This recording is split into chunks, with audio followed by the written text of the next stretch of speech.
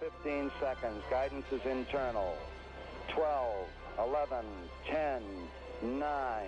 Ignition sequence start. 6, 5, 4, 3, 2, 1, 0. All engine running. We have a liftoff. Liftoff on Apollo.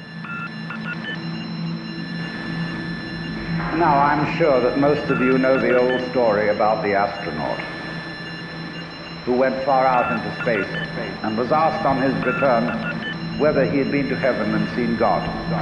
And he said yes, he said yes, he said yes. Greetings, ladies, gentlemen, non-binaries, and sentient artificial intelligence. Join us on this journey to find the others. Because no matter where we find ourselves in this multiverse, the act of existing is all too familiar. Guys? Is anybody out there? Hello? The mushroom has a tremendous problem-solving ability. Herb is a plant. Herbs are good for everything. As we look across this great expanse and stare at the stars, we can't help but be reminded these lights, though we're seeing them all at the same time, happen across a multi-billion-year delta. Some of those fires burned millions of years ago, some billions, but all of them happened so we could experience them in this one singular moment. They called us scouts. They called us seekers. They called us Hoosiers. But we were destined to question everything.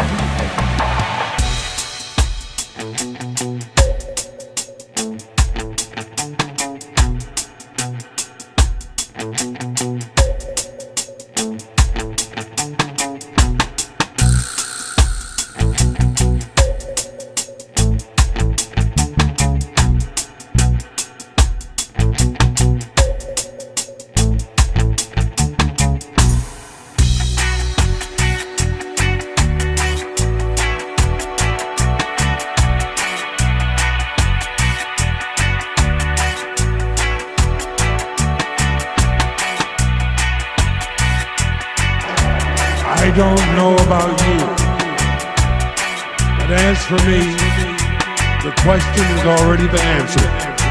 Should we be here? Yes.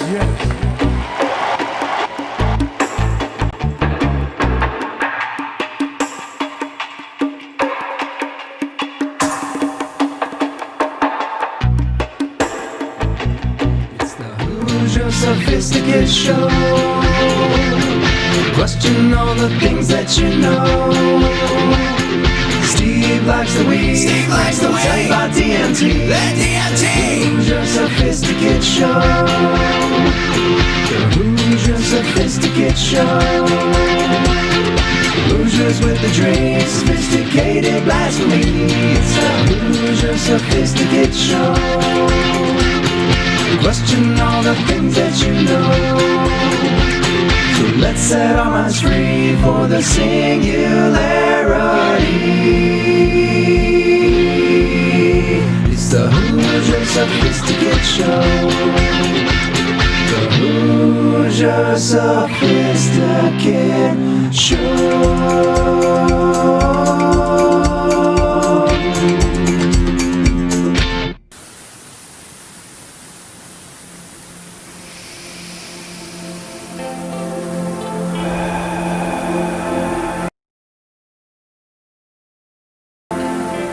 Good morning, friends. Join us and start your day with a gentle meditation from Hoosier Sophisticate. Let us all remember, we are only as good as our last breath.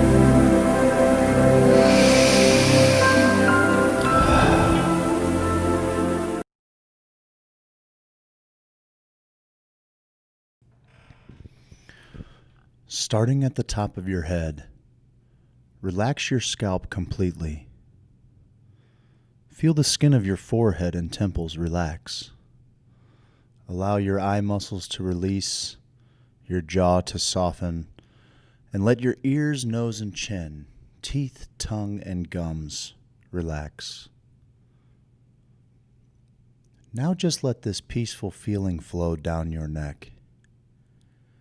Feel it soothe your throat and dissolve any tension on contact as it glides down to your shoulders, upper arms, forearms, wrists, and hands. Let this peaceful sensation of relaxation begin to fill your torso. Feel it relax your chest, giving your heart more room to grow, more expansive, more loving, giving, and forgiving.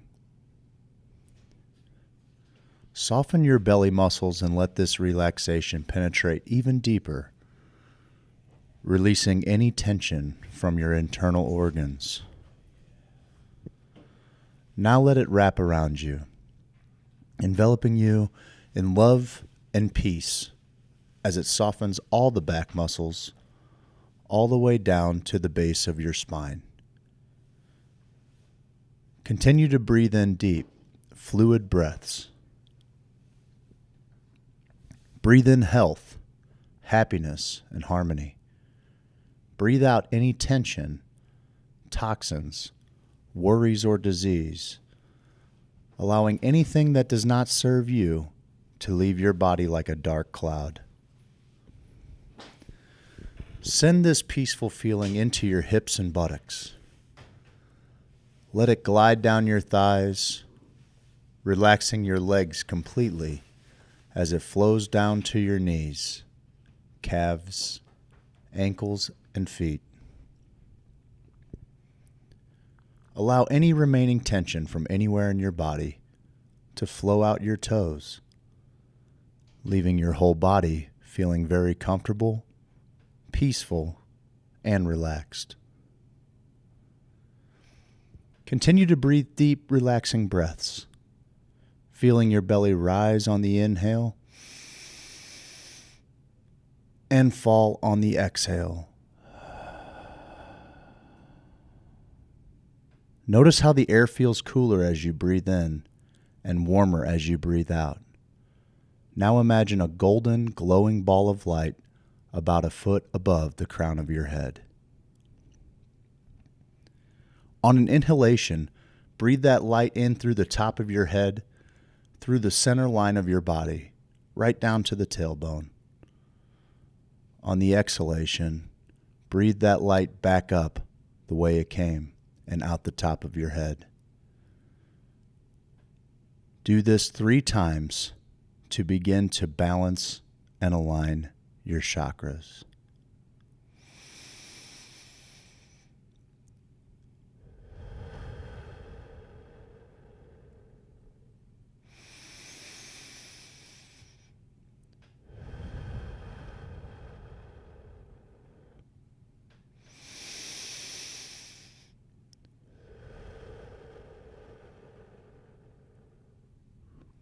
Begin to focus on your root chakra at the base of your spine and visualize a vibrant red glowing ball of light, or if you prefer, imagine a red crystal, flower, or fruit. This chakra brings health, security, and dynamic presence. Feel it empower you as it connects you to earth energies. You're radiating power and vitality. Breathe the color red in and out and see yourself living your healthy, ideal, feeling happy and grateful for radiant health and boundless energy, weighing your perfect weight with a strong, balanced immune system. Feel how good it feels to have all the energy you need to do all the things you love to do. You feel so grateful for this magnificent body that moves so freely and well and looks so good. Feel yourself healthier than you've ever felt before. Now let this vibrant red chakra continue to glow and spin as you move up to your sacral chakra, located between your root and your navel. Here, see a radiant glowing orange ball of light This chakra holds the energy of money, power, sexuality, and creativity. Breathe in a rich, beautiful orange color and feel it bring the gifts of being happy, enthusiastic, sexually fulfilled, prosperous, and abundant.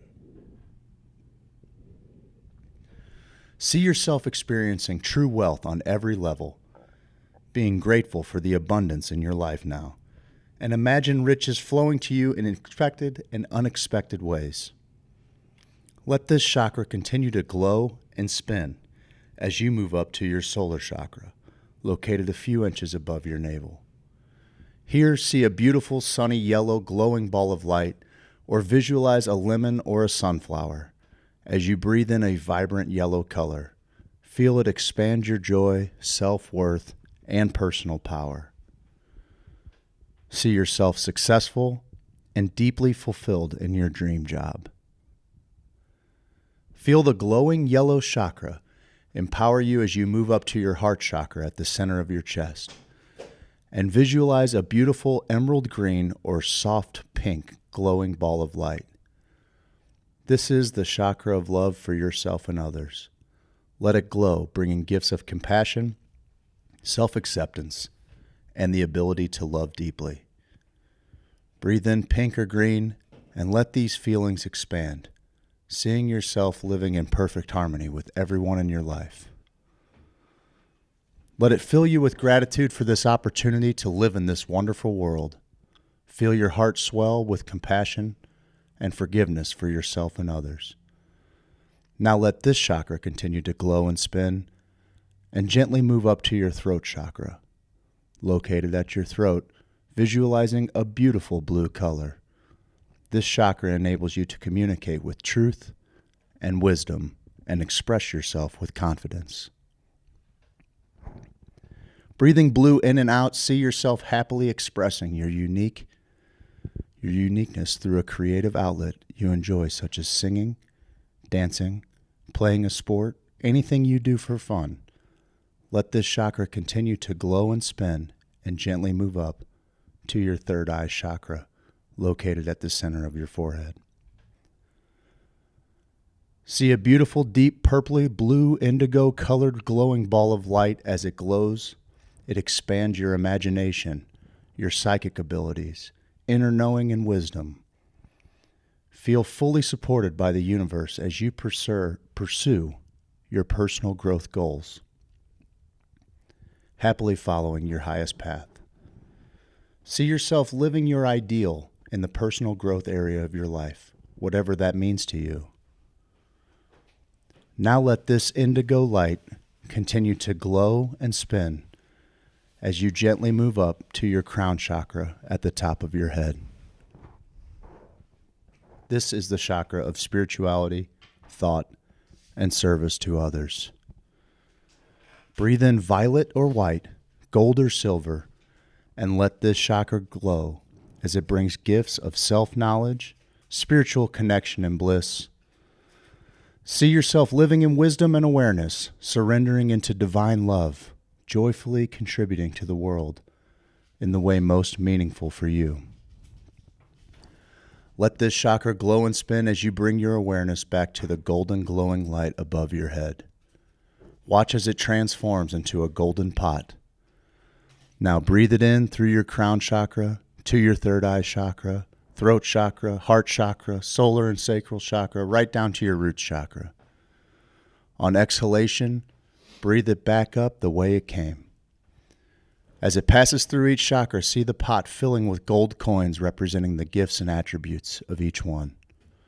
Now visualize this beautiful pot of gold above your head, once again overflowing with sparkling gold coins. This is your unique pot of gold, filled with everything you could ever want. Let them rain down on you. Spend as long as you like in this peaceful state, visualizing all your dreams coming true as you finally lay claim to your pot of gold.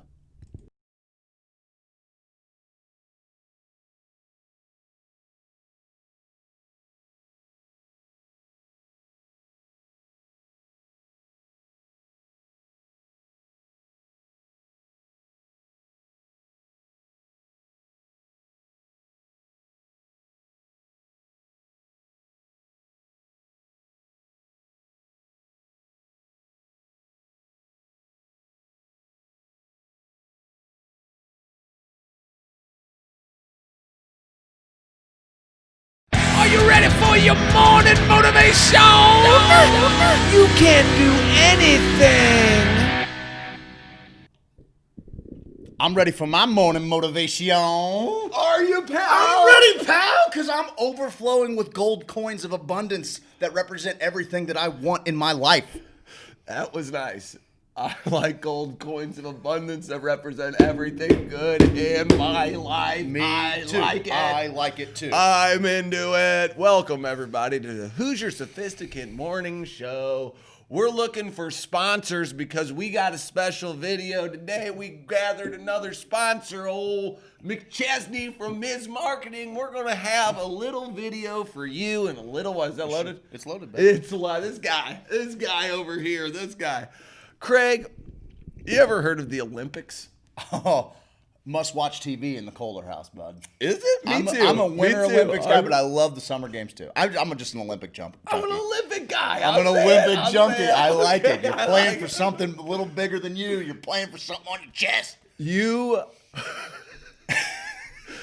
train and train and train and train Yes. and train and train and train 4 years. Boom, you got about some events. We were talking about sprinting. What was it? 20 seconds, 19 seconds to run at 200? 200, yeah. He's like a 19-17, 17? 19-17, I think is what. Okay, so your whole life kind of boils down to dedicated to doing this one feat. one little thing better than everyone on the planet, but you get one chance. I always think about the people who, A short window. the sprinters who jump out of the gates. Oh, Well, you dumb do that idiot. twice. You're Buddy. out, right? You're out. I'll let you motivate us, then I'll tell you a story. Oh, no, you're going to unmotivate us right after it. Well, actually, you heard of Derek Redmond, right? I have. Derek Redmond, everybody. If you don't know, he was an Olympic sprinter. I'm sure you guys have seen the video. But what some people may not know about the video, and I'll get into that in a second, is this was in, I believe, the 96 Olympics. Yes. So in 88 and 92, this guy tried to race in the Olympics. In Seoul, he tore his Achilles. 4 years later, he had another injury. So this is the year, this is the time he's going to do it, bud. That's the life of a sprinter. This is the time he's going to do it. He gets out there, boom, snaps a hammy, bud. 2 times he's already been through it. Couldn't even do it. He digs down so deep, he says, I will not finish this fucking race. And everyone's seen the video of his hamstring snaps up into his butt. It's the worst, dude. Then he's jogging for a little bit, and you see the pain on his face, and he's taking a few steps. And you see 12 years of work, probably even longer, all in the agony of this guy's face, and he can't move his body. He's an athlete of the supreme magnitude, and he can barely hobble around this track. Well, then you see this guy running out there, and security's trying to stop him, and then he finally gets over to him. It's his pop. It's his freaking pop. His prop comes out there. He goes, we'll do this together. We'll finish this thing together. Damn right. And this is the days before Twitter. This is the days before going viral, all of that stuff. This story still managed to touch everyone on the planet Earth. A story that bound us together. Oh, every human on Earth could understand, oh, my baby's in trouble out there. Well, guess what? I'm going to do my best to help, and I'm going to be an inspiration for the damn world. He said now he's 50 years old. He's like, I've told the story so many times, motivation. He goes, afterwards, I didn't want to talk about it. I just never wanted to talk about it. Well, it was still my attached life. to failure. It was Totally. attached to a failure. Yeah. Total. So he didn't know the impact it would have on people. So this guy, Derek Redmond, that's his name, right? Yeah, Derek Redmond, motivated an entire world, but lived in a pile of his own shit for a few years after it because he didn't even know. He didn't realize the work that was happening from his magic moment. So maybe, just maybe, you've created a little magic in your life, and the forces are at work right now. The forces are working behind the scenes. That's what happens, man. Juiced up, the buddy. universe's forces work behind the scenes. You don't know everything. Well, that was a bad example for you. I do, Most but- people don't know everything, That's okay? right. Yeah, that's right. So I just want people to get fired up, realize that the fucking universe works in mysterious My ways. wife says it all the time, baby. man. The universe is. Windus. I don't even know where that came from. Mace The Windu. universe is conspiring for good for all of us. She really, truly feels that. Like our best laid plans are probably in motion if we just trust them. You freaks are just simulations in my That's fair. simulation. So That's I'm fair. just, yeah. Well, I mean, Whatever. simulations are, if the code was incomplete, then it wouldn't run. It'd be True. all buggy. So Be buggy. It it's is running buggy. It gets right now, buggy. but it's a little It buggy. gets buggy sometimes. Craig, I tried to reset this computer last night. Yeah. Because I stole it. You idiot. So I was trying to erase everything off of there because I don't need anything Sure. of the last person's stuff on there. And to be honest with you, it's upsetting because I don't. It's been doing this since I got home last night. I'm like, hey, 6 o'clock, hanging out with the kids for a little bit. I want to get some stuff ready for the show tomorrow. Let me pop into this laptop. Popo. Oh, okay, so it's popping off. It's doing its thing. Man, it's so slow. It's so slow. All right, I'm going to do a system reset. How does that sound? Okay, system reset. Now I'm getting... I can't do a damn thing on this thing, man, and it's really starting to make me crazy. Yeah? No, not really. I mean, it's just, it's Steve, kind of upsetting. I told It's you I was kind going of to tell you a upsetting. little story. I loved track and field. I didn't even know how much, being a baseball player growing up, when I moved, I missed the tryouts to play baseball at Kickapoo. But the track team was like, We'll have you. We got spots. You want to do that? And so I sprinted the first couple years as well as through. I kind of went both ways through the shot put in the disc, and then I ran like short sprints, like the 100 and the 200. What's the number in this Wi-Fi? I know it's LP. Oh, fudge, I have no idea. What You don't asking? remember the Wi-Fi password? It's a little. Oh, yeah. I can get it for you in just a second. 1 second. Here, go ahead and tell them. Yeah. I love track and field, man. That bolt got you, didn't it? and field too, Craig. And so I had no idea how much I was going to love track. And I stayed in track because it's a good sport to prepare you for other sports that you play. It's a totally different conditioning regimen. It just made me a better football player. That's why I did it. Yeah. Did you do track? Track was great. Were you like, what, 800? 400, 800. Yeah. And then when they needed a dude to run the 200, I come in there Every and now and smoke then, just people give in them a the little 200. 200 action. Except I was in all the novice events, which means they put you with like, Yeah. I got it. those kids. Sure. And so I was just like, Blowing I doors was off killing them. Sure. But then every once in a while there'd be They'd some be like- goob from another school Yeah, he just who needs to looked get- like an absolute goob. Oh, I'll tell and you. he's just out there running the 800 just slightly faster than me. And I'm like, what's wrong with my life? So what was interesting is like kind of in my little real tight knit group of friends, we all played similar positions in football. We all kind of lifted similar amounts of weight in the weight room. So we were always kind of working out together. What was kind of interesting is the four of us all excelled. Like two of us excelled in shot put, two of us excelled in discus. So it wasn't, if you could only enter so many guys in those events, Yes. it was nice because, two of us would be throwing the disc and we could, go there, cheer them on while they were throwing this. Two of Yeah, us it's a throw the great shot. Atmosphere. But it Track was meets my are so favorite. cool It was my atmosphere. favorite. One of my most favorite times was coming up to East St. Louis High School and competing. Oh, dude, they had a big and they had one. Great Jackie Joyner Kersey meet, and I think we took third at that meet. Like we had a pretty solid little track team. Anyway, state sectionals. You'll remember that I've told the story that like I kind of called prom night a little short because I had city. I had the conference track meet. I was trying to be successful. I was trying to set myself up for success. It was the first time I'd ever done anything responsible, and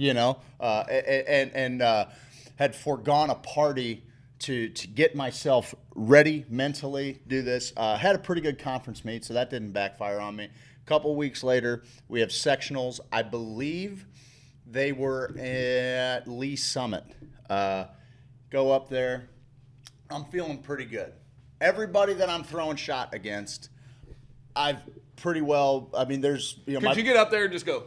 If you wanted to tear your arm off, yeah. Oh, this arm, bud? Yeah, to tear it right off. Oh, those things Throw are like tennis balls Throw to a me. 12-pound ball, bud. Okay, I do. I throw around 2 of them every morning, bud. Thank you. So I go to this meet. I remember, it was at Lee Summit because Ryan overslept. Yeah, that's okay. Yeah, well, he's coming? Oh, nice. I got here 5 minutes ago. Yeah, no worries. So I go there, and dude, I'm looking at the competition. Pretty much everybody, besides my teammate Joe, my best man going, at the time. He's PR. His PR is about a foot or 2 further than mine. He's looking pretty good. But everybody else I'm throwing against in this sectional, I've beat at other meets. And you kind of get to know people. You do. Yeah, because you're all doing the same type deal. And you were talking about how, like, every now and then a goober will come up there. Yeah. There was a kid. Who I assumed, I was like, this guy looks like a from goober. Carthage that looked like. Oh, from in Europe, the old Carthage. No, he wasn't a Carthaginian. Yeah. No, this is Carthage down by Joplin. Oh, yeah. Who I'm pretty sure, like, he had to lift his shoulders up so his knuckles didn't drag the ground. Oh yeah, he's built to throw. He's built to throw a discus, is what he's built to throw. Oh, yeah. And dude, he looked like the banjo player from Deliverance. The kid looked just like him, and I'm like, what's this guy gonna do? And we had been throwing against each other since we were like sophomores. Threw it out of the stadium. By the time he became a senior in high school, this little freak show, could launch a disc. I think he ended up uncorking like a 168-foot throw, which is a bomb of a discus throw in high school. Yeah, it means nothing. It's good enough to win state some years. Really? Yeah, it wasn't that year, but it was a pretty good little time. 168 And he wasn't built. I mean, he was pretty thin. He's pretty lean. Thin's not what I meant to say. Lean. Muscular man. Lean is what I meant to say. No, it's fine. I get into the circle. I just want to go. I mean, I'm going to the state track meet. Period. End of story. I'm like the only dude. There might have been one other guy in the state that was spinning to throw the shot put. Most guys were gliders. Oh, really? Yeah, and that's what helped me out. I was a lot smaller. Yeah, well, most of them. So you're right there, and now you can't really see anything. But then, they'll kick back and then throw. Yeah. But no, I'm a spinner, dog. So I'm fucking. Of course you are. And I'm fucking. Wow. And I'm juiced And up. you were notoriously, you would yell, "To the moon, baby!" Yeah, I'm you would juiced yell up. that. I'm juiced up because none of these simple gliding idiots are going to beat me, pal. Yeah, of course I'm not. going to go and get a PR. And personal record. Yes, sir. For those listening. And buddy, first throw, I unleash one, throwing about 52.5 feet. Pretty good little bomb. It's a PR for me. I fall out of the ring. Scratch. I'm like, all right, no big deal. Go get it. You got 3 more. You got 2 more shots. You got three throws basically. Second throw, not as good as the first one. Fall out of the ring again. So now on my third throw, and I don't even know how many times. I mean, you're prone to scratch as a spinner just because if you can't keep it all kind of, under control, obviously. So now I'm trying to think, can I beat these guys if I just, out of the power position, no spin, just throw a shot? Maybe, but that ain't why I'm here, I fucking go for it, man. I shoot the moon and unleash a pretty good throw. It would have got me into the state tournament. And my toe hits the toe board. I barely step on top of the toe board. I scratched all 3 of my throws my senior year, and I missed the state tournament. Is that why you are the way you are? I fucking hate the world after that day. Changed you. Changed me as a man. You were all before that, just happy. So happy-go-lucky. I don't want to say I know what it's like to be an Olympic sprinter who blew his hamstring. That's every exactly time. the same That's story. the same story. And my dad picked me up. I looked like La Pieta. You know, he just held me in his arms as I was draped over his arms, sobbing. Yes. Sobbing in sorrow. Yes. Great sculpture. Sobbing And then in the sorrow. sculpture, Yeah, Michelangelo and Mary holding it's a Jesus. great one, dude. That's my dad holding me And as I'm lying there crying. And he's like, why did you disqualify? Hey, you fucking idiot. Yeah, you could have probably just thrown out of the power position. And then he dropped me. He's like, you're a loser. And your mom's like, don't do that. Don't do that to him. Yeah, funny. I had my dad came to all my sporting events. Great dad. Then I had to run track, and it was like in a meet where the best of the best were. And like I said, I was doing it to get in shape for soccer, so I wasn't there to try to do anything. You know, Sure. I was just there to contribute to my team. Let me run all the novice events. I can run. I can run anything from the 100 to It's the amazing how 800. fun it is, dude. And 1600s to mile. I had to do that a few times. Like whatever they needed a guy Yeah, looking at in, you, a I thought body, you were an 800 guy throw all day, me maybe in a there. miler. Throw Maybe a me miler. in there. Okay.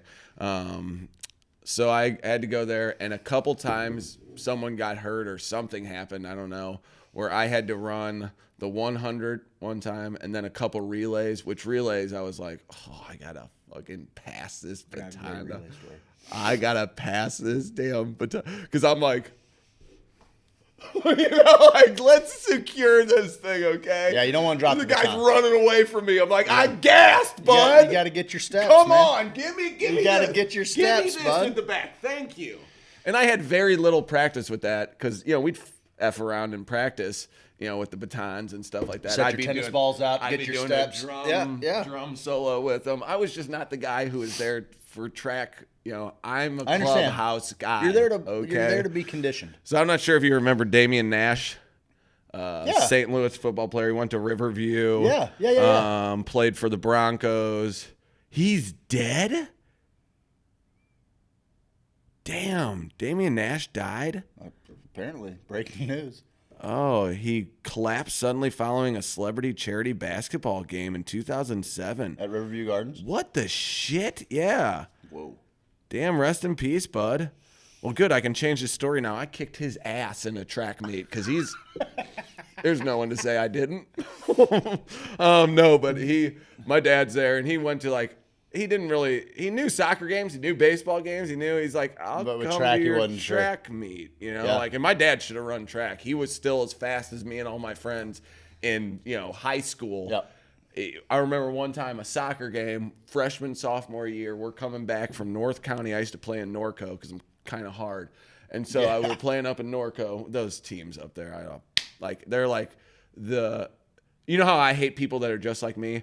They're kind of like South City people, except just a little bit more off the reservation. So you're like, I have nothing in common with every these time I people. drive But it's through like, North no, St. Louis, I'm not like, saying. where am I? Totally. But I used to play up there, Delwood, Ferguson, Florissant. That's where my baseball team was. That's where Mr. Benson worked at Mallinckrodt and knew some friends up there. Okay. So I played with the Bensons, all that stuff. So my dad pulls over. We start giving him shit like, we're faster than you. Little side story in between this story. Yeah, we're faster than you, George. And he's like, you want to make a bet right now? And we're like, we just know. We know we're faster. Yeah, you're an old than you. man. You're an old guy. You know, he probably had me when he's 27, 28. So we're You're an 16, old man. You're 17. 40 years old. Yeah, get outta you're here. 45 years old. Get out of here, bud. There's no way you can keep up with these wheels.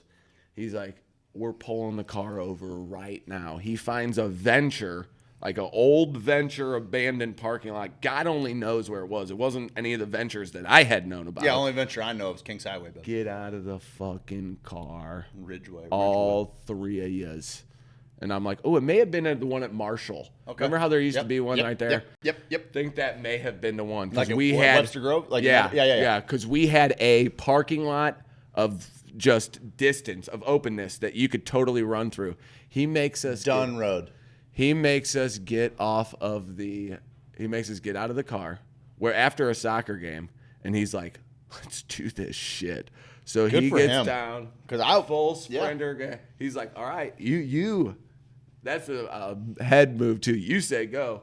You say go whenever you want. You get a jump on me, I'll still hunt you down. So, we got a special guest. So I'm coming. I'm working. Go. We're flying. My dad's about 3 steps behind all of us. I'm in soccer shoes in a parking lot, so I'm not getting the best grip. Kicks but I'm on the still, afterburners. He puts on the NOS, baby, and starts going. And I remember my dad is like a physical runner. Yes, he's pumping arms and going. He jets past us. We're like you're standing still. We're dying laughing at that. We were just seeing how hard he was running. I was like, so he gets the concept of racing. He likes it. Because he was the fastest dude. Like he always tell me, oh, fastest dude at CBC. Where are you on the list? On my soccer team, I was second. I had there was this kid Paul Pisani. I don't know what the I don't know how.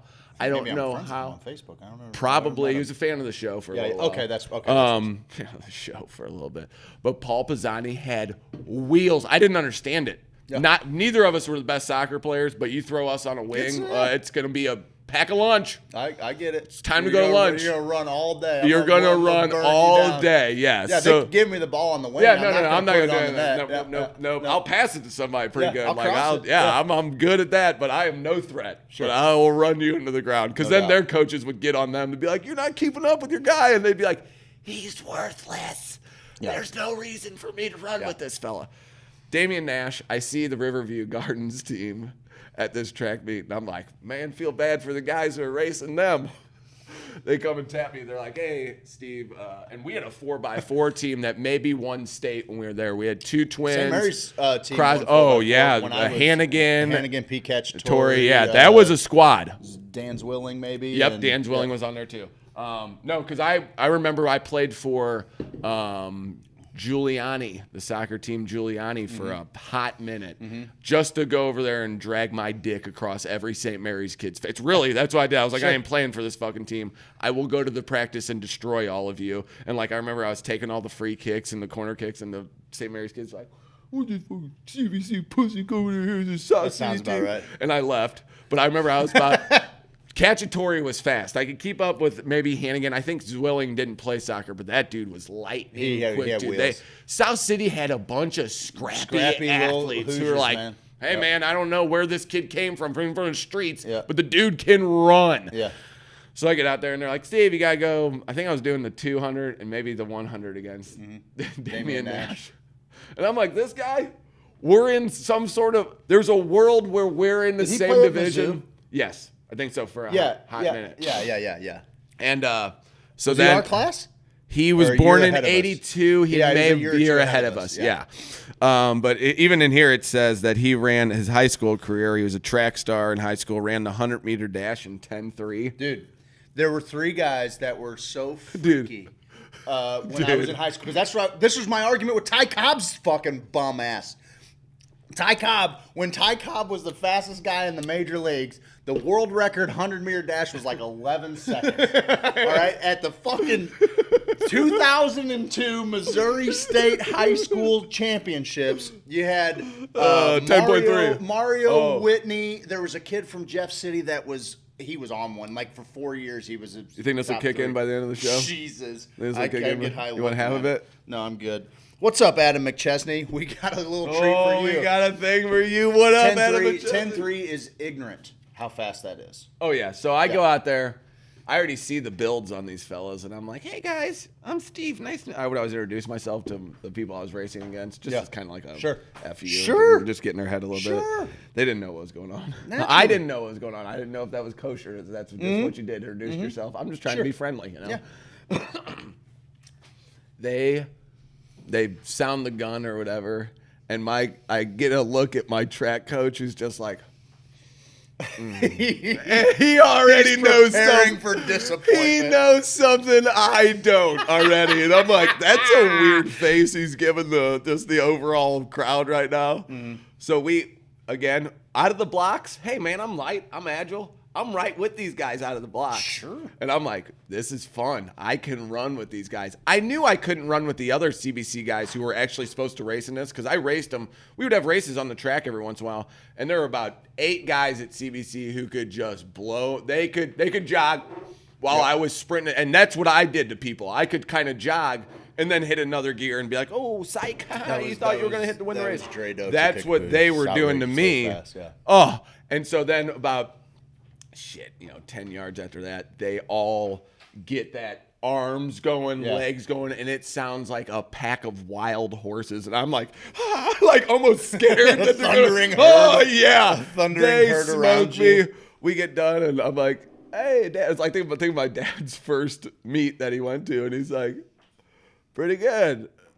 Pretty good. You know, I'm like, did you see those guys? Don't give me that pretty good stuff. Kind of like you don't think you could have, I don't know, Done a little better? not coming last. You know what I mean? I'm like, Dad, I guarantee this Damian Nash guy is going places. Like, if you just look at the guy, like he is going somewhere. And if you got hit, he was so solid. Yeah. It made me think. We had a goalie at CBC who went about. Patrick Kelly, he's always sharing our stuff. He's great. Probably in high school, probably went about 190 maybe. Yeah, he's a good sized goalie. 6'1", and he was third fastest on our team.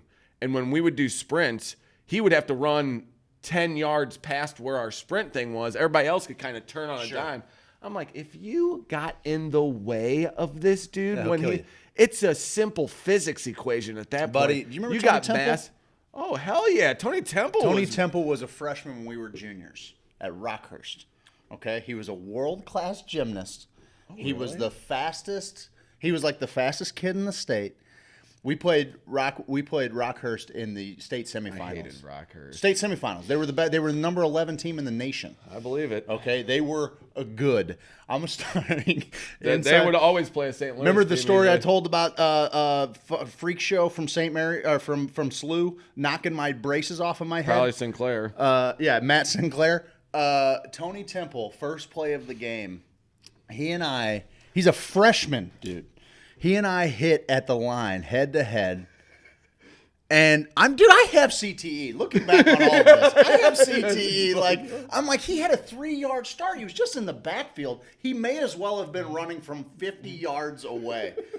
It was an explosion at the line, and I'm like, you're 14 years old?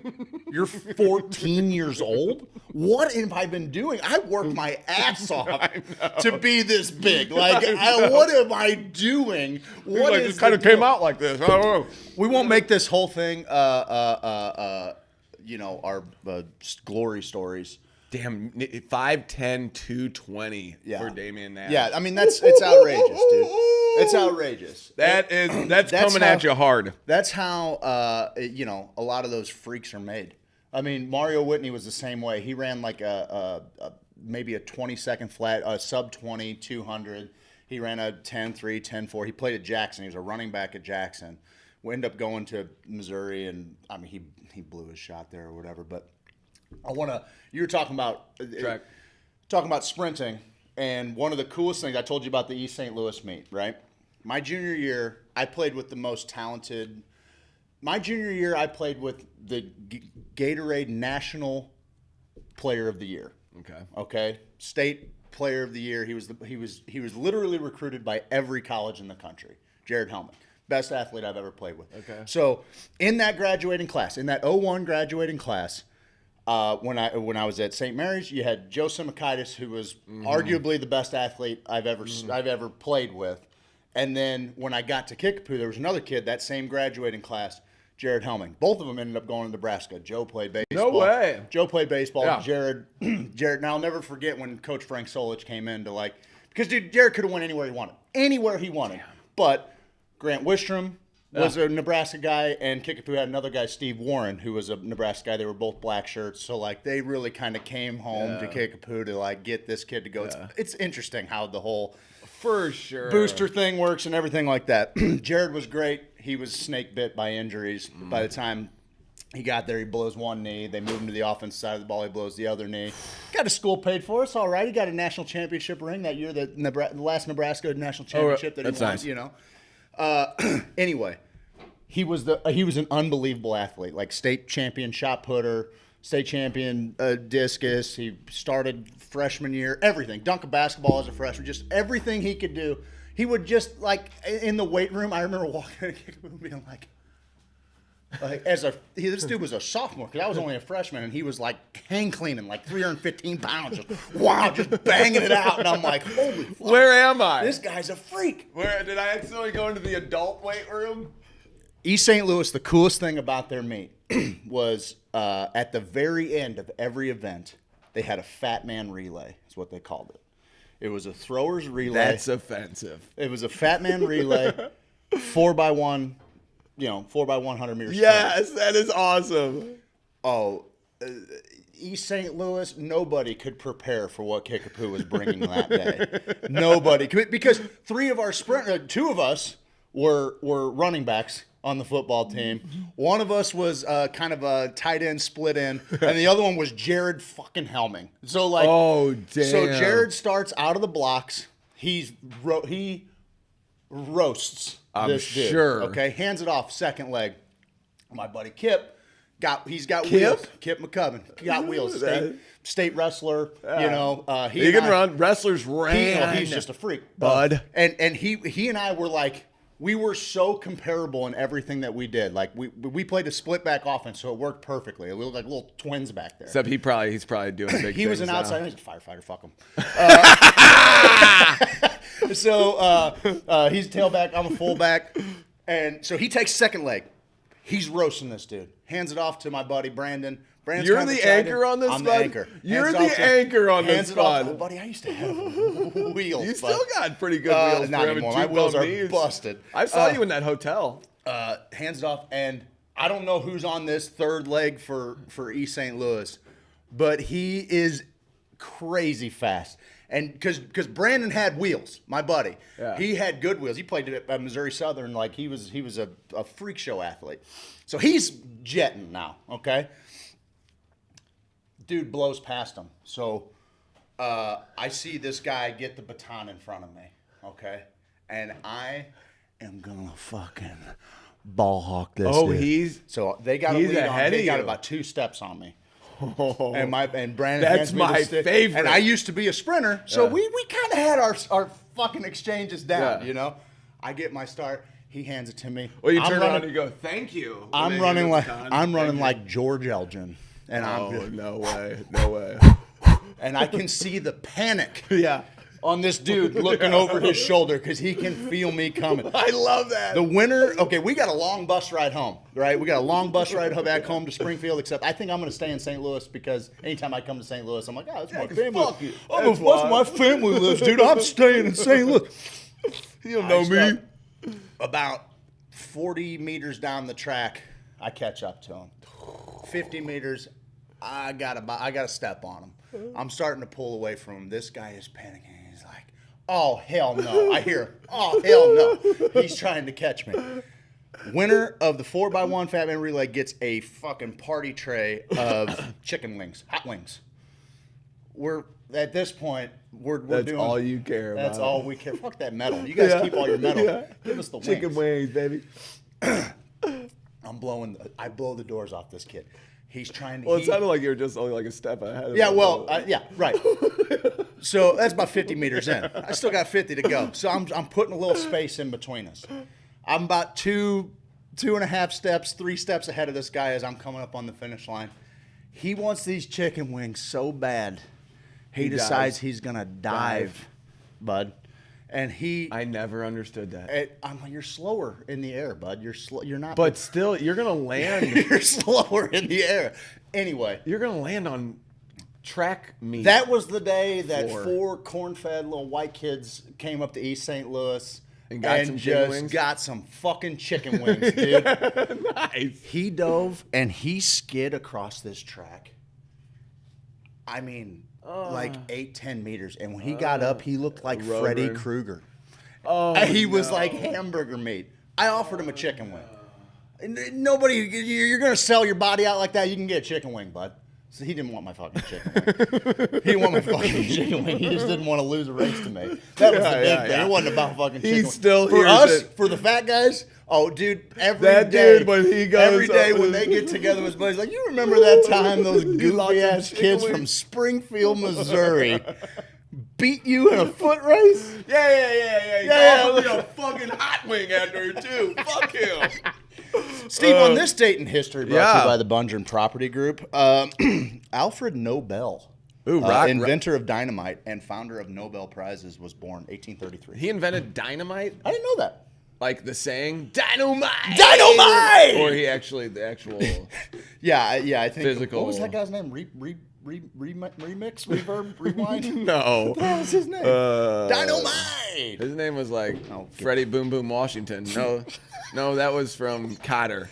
That was from Welcome Back, Cotter. Help me out. Jimmy Walker's JJ. JJ. Dynamite. What the fuck did I call him? Reverb. That was one of the guys from Fat Albert. That's what I was. That's what I thought it was. Not same guy, huh? Nope. Okay. You just come by it honestly, don't you? Yeah. I don't know. What the hell?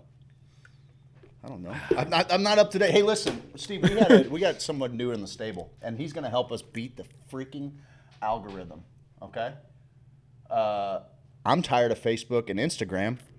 Rerun. Thank you, Jason Roberts. He's good for something, Steve. I know he's in. He's in today. He's been helping us out. We need an intern. He's in today. Jason's in today. Rockhurst only accepts groomed athletes, says Casey Weedblock. 100%. Yeah. Check out the Casey Weedblock show. Tony Temple he was recruited from the Kansas side of the state to come and play. They moved him in the district. Like, you don't have to be district to go to all boys, private school. Anyway, we had a fun little meeting yesterday. We've been working with this guy. We're tired of the man. We are tired of the man keeping us down, if we're being honest. Okay? Yeah. And so we are being honest with you always. I'm trying to be honest. I'm trying to be honest with you whenever I can. This is me being honest with you. I too am honest with you, and will always be so. Honesty counts. Integrity matters. And it's the best policy. When it comes to integrity, we got the best, most integritable. I miss Integ, bud. Reginald McNichols. Check him out, guys. I miss him. We met with Adam McChesney from Ms. Marketing, and this guy is going to help us beat Zuckerberg. He's my champion. He's my Achilles. He is going to help us take on the world. He's helping us take on the world. And he came in here and he said, look, this is what you got to do. And I got to tell you, you put it right to action. And it started to work right away, bud. It worked-ish. Yeah. We're getting there. We're getting there. A lot more engagement. And that's because of Adam. And that's because of him. And if you have a business and you're trying to, increase sales, increase leads, because that's the deal. It's all a game of leads. How many leads can we funnel into your business? That's what we're going to help you do when you advertise with us. And we're going to team up with Ms. Marketing to make sure that you're getting a tremendous value on your dollar. I was thinking about that this morning. We're offering something no one else Nobody's offering what we're offering. No radio, no TV, no nothing. We're going to give you to be able to track nothing, boy. Shit. You can track your analytics. We're going to funnel leads to you. And you're gonna make millions of dollars is basically what I'm getting at. Your ROI is going to be insane. That's the language. When Adam first walked in, I couldn't understand what he was saying because he doesn't speak English. He speaks ROI. I know, which is weird. I had to learn a whole new language to have a meeting with this guy. I know that was a little much. Ms. Marketing is here to help you, and you should check them out. Oh, hey. It's Adam McChesney with Ms. Marketing. We specialize in lead generation, filling your pipeline, and taking care of your payments. Give us a call today. Adam from Ms. Marketing took me from 10 leads to 300 leads in a month, and I became the strongest boy in the schoolyard. He increased the revenue for my charter fishing business by 30% in 1 month. Ms. Marketing.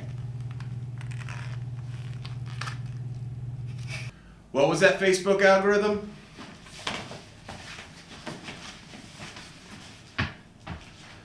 What was that Instagram?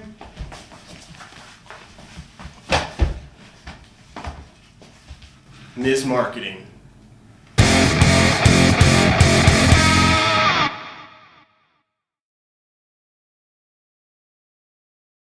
Ms.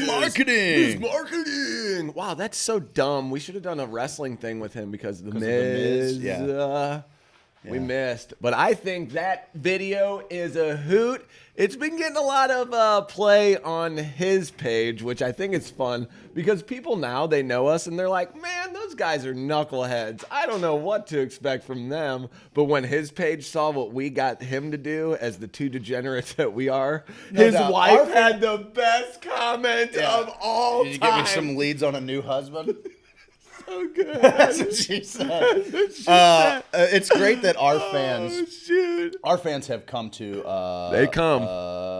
Your account's been restricted for 7 days. Both accounts, dude. Facebook is going back and they're punishing people for shit that they posted in the past, which is dumb. Had me at fill your pipeline. I know. I know. That was one take. The guy is a complete natural. I know. Thanks, Robert Redford, just doing his thing. That was actually a pretty good left-hand swing. I've always kind of looked down with that. You lifted up your back foot. I did not. What are you, out of your mind? I did like Darrell Strawberry, bud. Oh, I love D-Straw. D-Straw. Some people say he hit the long... You're almost halfway through that. Guys, the rest of the show is going to be me and a vegetable. We're going to see what happens. Guys. Please let the group know I haven't left. Jennifer, I will let them know. I will let them know that you haven't left. I don't think anyone will notice, Jennifer. So, I mean, let's get real. No, Jennifer, if you left, we would shut everything down. So, I mean, I would. So if you leave, you ruin everything for everyone. Just remember that. We're hanging it up the day that Jennifer Bear leaves. It's on you.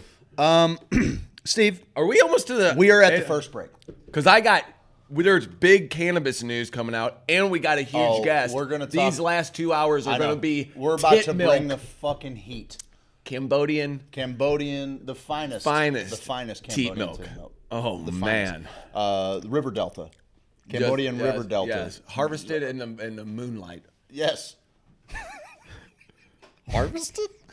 Sure. Yeah, sure. That works. Guys, after the break, we're going to talk to you about some fucking already happening in the Missouri cannabis, on the Missouri cannabis scene. We're going to introduce you to... Prohibition still lives. If you ask me. It's just ridiculous. It's so stupid. They're supposed to keep us safe, and now they're poisoning us. It's ridiculous. You might be poisoned. Stick around after the break.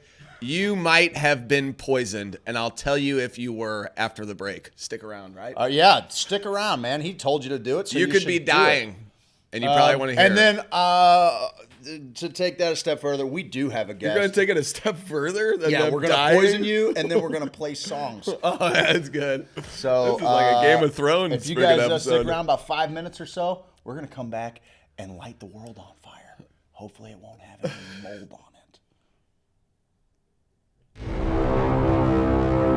We'll be back in 5 minutes. I'm an outlaw, check it and see. Want a poster looking like me. Checking the swamp man for a pretty girl. Being an outlaw in an outlaw world. Hey, I'm an outlaw, check it and see. Want a poster looking like me. Walking my hound dog, surfing that swamp. Catching crow that do the sweetly stomp. Everybody do the sweetly stomp. It's a stomp. It's a wiggle, turn around, a little tickle. It's a stomp, move your feet, head on down to Sweet Leaf. Head on down to Sweet Leaf. Head on down to Sweet Leaf. Dude, man, get on down to Sweet Leaf Emporium and do that Sweet Leaf stomp, man.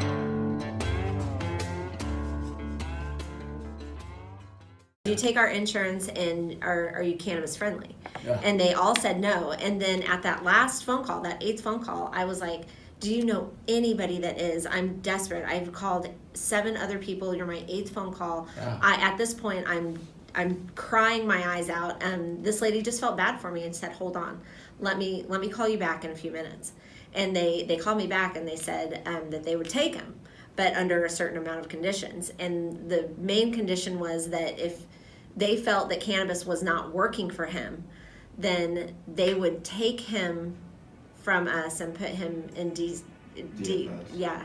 And Child Protective Services, and then they would take the other 2 kids too. Oh, because they were both underage. Then and we would be charged with child endangerment. So they'd go to federal prison. Yeah, we would go to federal prison. So we said, bring it on.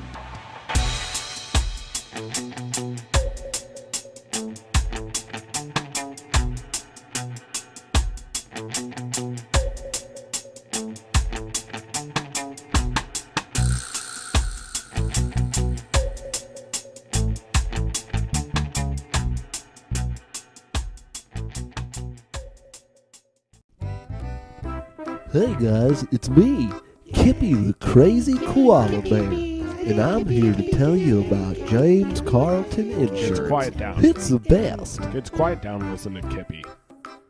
Grown-ups need insurance, and Uncle James can help. Right on.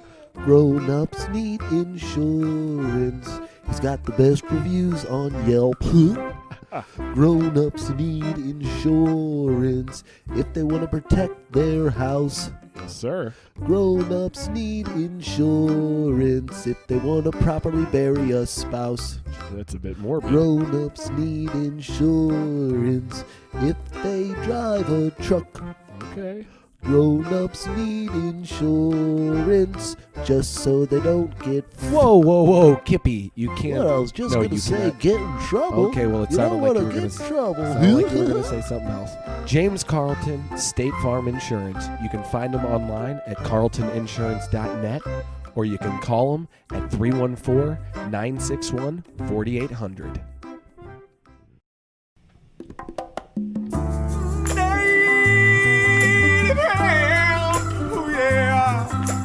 Native hemp inside of me. Native hemp inside of me. Native hemp inside of me. Native hemp inside of me. I got 1,800 milligrams going real good down my throat. When I wake up in the morning and I need a pick-me-up, well, I grab my bottle of native hemp and I splash it on my tongue. Lap, lap, lap. Native hemp inside of me. Native hemp inside of me. Native hemp inside of me. Native hemp inside of me.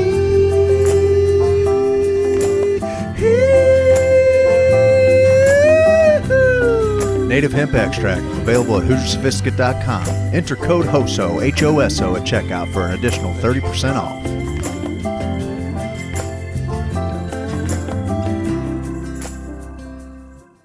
Hare Rama, Hare Rama, Rama Rama, Hare Hare. Welcome back, Hoosier Sophisticate Land, Hour 2. Glad you got to tune in for the glory days of MSHAA track and field updates from 2002. We have a pretty special little setup today. We're trying something totally new out, and one of my favorite things is riffing, bud. It's riffing. It's the riff board. This is going to be something different here. We're gonna bear with us as we figure out the sound a little bit. I'm wondering, Steve, if you want to kind of get that set up. I think I'm gonna move this light a little bit so that we can maybe not be so abrasive on the eyes. Like you've ever cared about that ever in the history of mankind, whether or not you're abrasive on the eyes. Main chat, I feel like we got.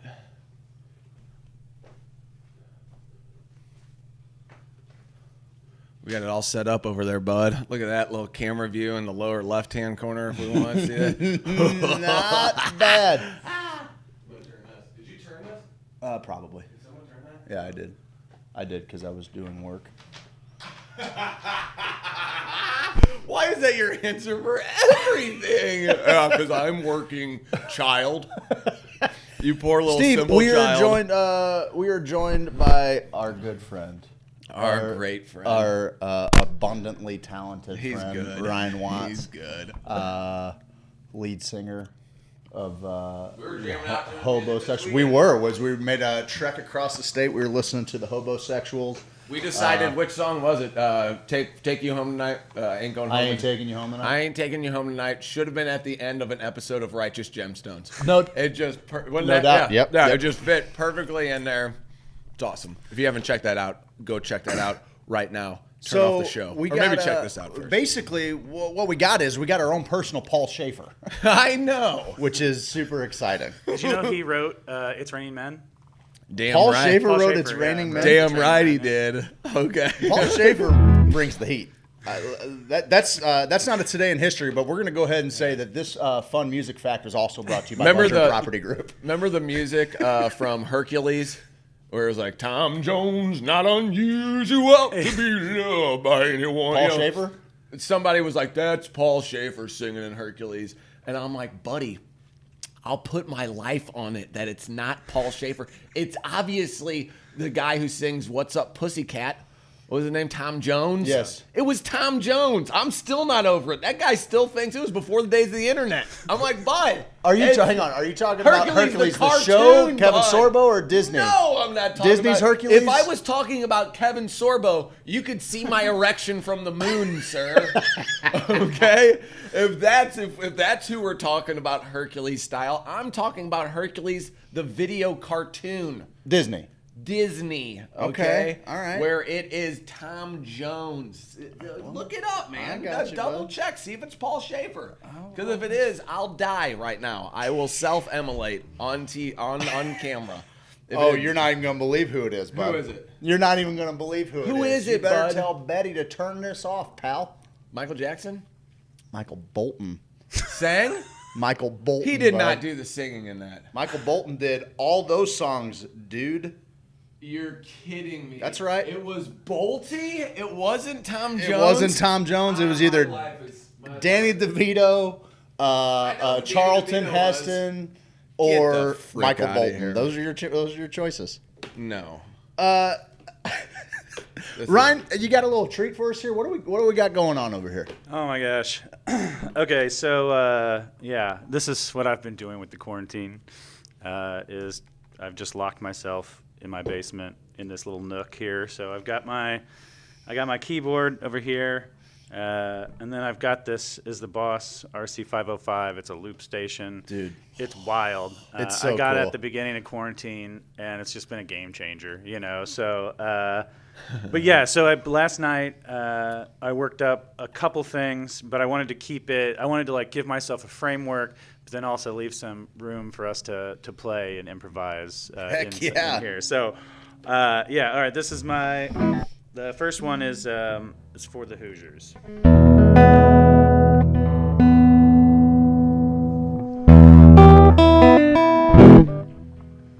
Okay. Sensitive. What's that? Volume down? Just a smidgen. Just a smidgen. We're figuring it out.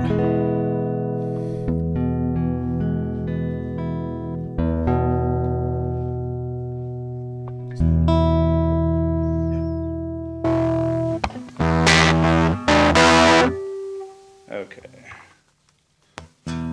Share this with your friends, guys. Hoosier Sophisticate. YouTube, Facebook, Instagram, Twitch, Twitter, and Periscope. Twitch and Periscope also have an audio-only option, so if you have it on Periscope, you can just close the app and have it in your back pocket, and you can be listening to it. Yeah, you can. You can do that. It's simple. If you have Twitch, you can just listen to audio-only. Put your earbuds in, because your boss will not take kindly to you sitting at your stupid little cubicle listening to a couple of morons tell dick jokes for 3 hours in the morning. Okay? Yeah, I just told them they could see my erection from the moon. Like, watch this. Hey, turn up the audio at your desk. Hey, this guy's watching porno and doing drugs over here. Sorry if I got you in trouble. Just kidding. Only kidding. Just listening to a silly show that talks about porno and drugs. You know what? You guys do the right amount of drugs. Ryan, we had a person watching the other day that said these guys do the right amount of drugs. I don't know if there's ever been something more worthy of a shirt.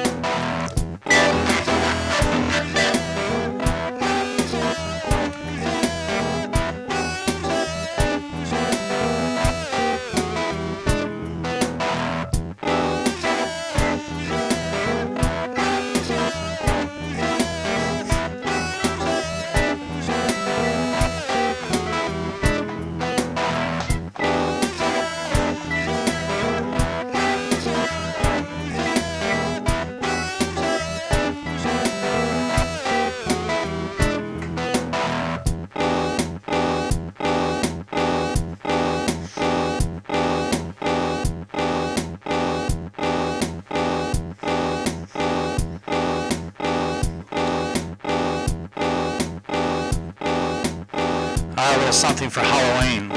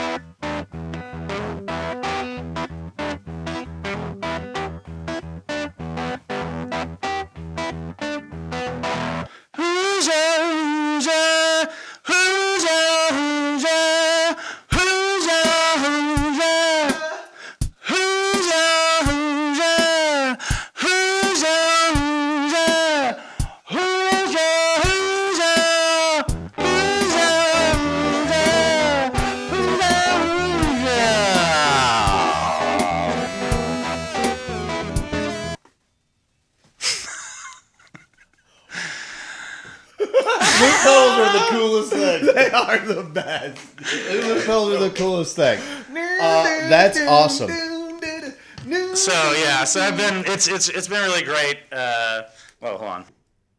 There we go. Yeah, it's been really great through quarantine to be able to still create music and feel like I have like a whole bunch of people with me. And it deals with some of my control issues too, of wanting to just be in charge. Do everything. Yeah, dude. That thing is wonderful. It's crazy, yeah. That thing is what do you have to hook it up to your computer and then it records the little. So, well, I'm not recording anything right now. Basically, right now I'm using my laptop as kind of a MIDI controller. So I've got my keyboard is going direct in via USB. So I can change any of the settings on here, like and this is I've got some more stuff as we go along too, but. Like here, let me show you something like this. I don't know. Well, you guys can't really hear it, can you? We can hear it out of your headphones a bit. Oh, okay.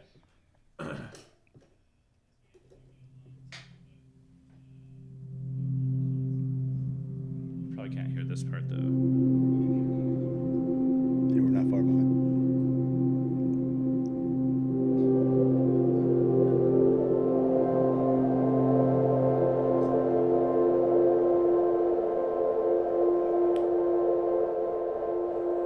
That's sweet. It almost sounds like you're on a spaceship, right? It almost sounds like you're on a spaceship, right? Right.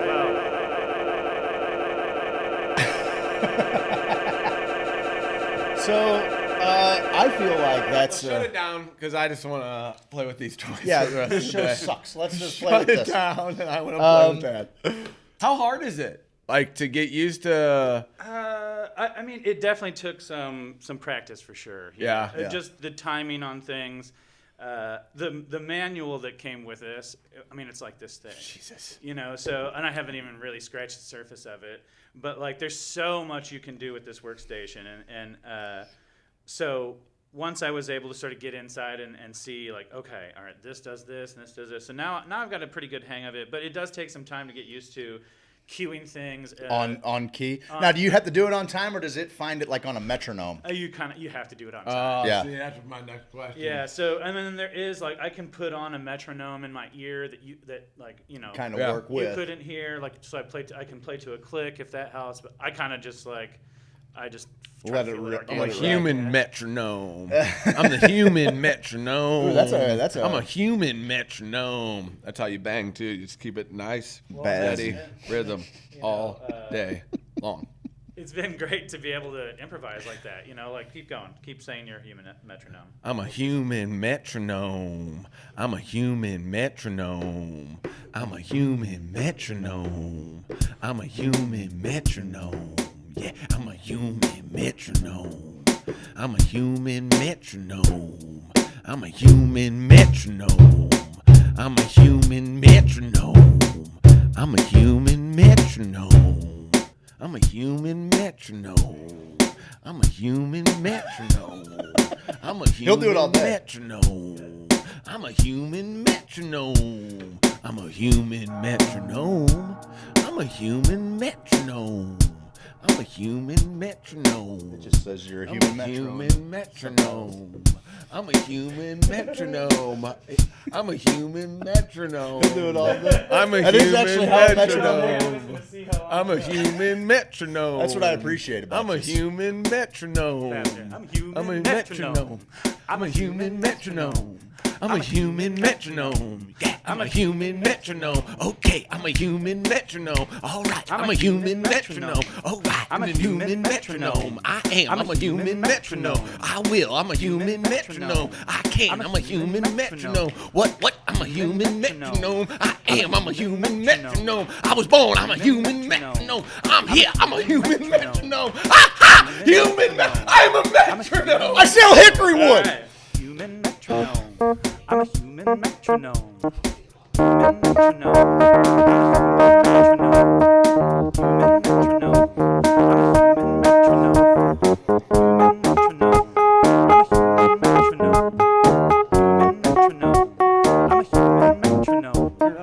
Human metronome.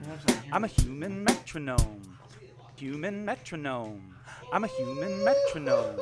I'm a human metronome. Right, so it gives you this opportunity to, I'm winded. find something fun. And like, the looping part of it, it can get psychedelic. You know what I mean? I've been No, I don't believe that for 1 minute. Stone cold sober in my basement, and I get stuck. I mean, and it's an analogy that we make, like you get stuck in these loops, and I'm creating this thing, and it's like this organic work in progress, right? And you have this one repetitive thing that's going over and over, and then you can kind of split it into all these different parts, and like I get really lost. I'm in my head. Like I can hear things, and I'm trying to get them to come to fruition, but it's a crazy time warp too. I mean, there's been days where I've been sitting down at the piano, working on a song, working with this, and I feel like I've got a great groove going, and then I'm like, I need to take a break, and I pause and I look down and I watch. How could it have been 4 hours? Right. I mean, just loss of time. So there's some interesting correlations between, using sound and music in a repetitious way. It's a tool of art, right? No doubt, yeah. Repetition, right? In visual art, in performing art, comedy. It puts you in a trance. Right. Yeah. And so, that's definitely.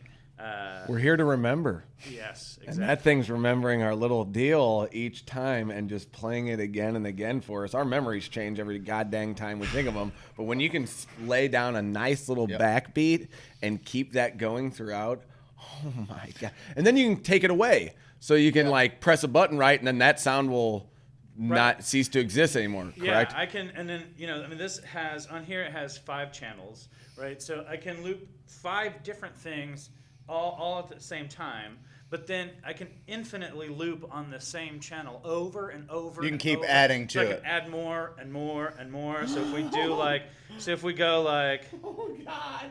I want to play with it for the rest of the day. I'm a human metronome. I'm a human metronome. I'm a human metronome. I'm a human metronome. Human metronome. I'm a human metronome. I'm a human metronome. I'm a human metronome. Human metronome. I'm a human metronome. I'm a human metronome. I'm a human metronome. Human metronome. I'm a human metronome. I'm a human metronome. I'm a human metronome. Human metronome. I'm a human metronome. Human metronome. It's so I'm a cool, human man. metronome. I'm a human Well, metronome. I just showed up. Don't know what's happening, but I'm here for it. I just showed up to the show. I don't know what's going We on. actually, I'm here the for three it. of us made a bet last night to see how many times we could say the word metronome on our broadcast. And we are over. The over-under was 700. We're almost there. We're almost there. I'm a human There's some metronome. awesome loop artists that are out there. Ryan, I think you said you have a buddy that's like out in Vegas that like competes in these things, right? So his name is, well, he goes by Stendeck, Phil Stendeck, and I think he's originally from St. Louis, and I met him when I was in high school because the band that I was in high school, we played at this. It was like one of the only venues in St. Charles, Sally T's, and so one night we had been booked to play a show there, and we showed up to find out that the bill had been double booked, and I was pretty upset. And this guy with big long dreadlocks like comes over and he's like, "Hey man, it's all right. We can like split up the bill and stuff. Like it's cool. Like I'm Phil, And I'm like, "Okay, cool, man. Whatever." Weird hippie guy, and so we share the bill, and he's setting up all of this stuff on the stage. An entire drum set, like auxiliary percussion, a guitar rack with like a bass, a 12-string guitar, a 6-string guitar, electric guitars, and I'm like, what is this guy doing? I had never seen anything like it before. I didn't even know what a loop pedal was at that time, And so then he got up there and he started performing, and he's a live loop artist. So I'm looking at like just a simple. He constructs it as he goes. It's something that it's songs that he's written and prepared, but like when you see it, it's happening organically in front of you, and he plays everything. And he was initially started off as a drummer, and then moved through different instruments, and like he was in a lot of different bands, growing up around St. Louis as well. But so that night I saw him perform, and he totally blew my mind. I had no idea what to expect. He is mind-blowing. And so through that show, thanks to Phil, there were these two gals there who ran an independent record label in town called Maplehood Records.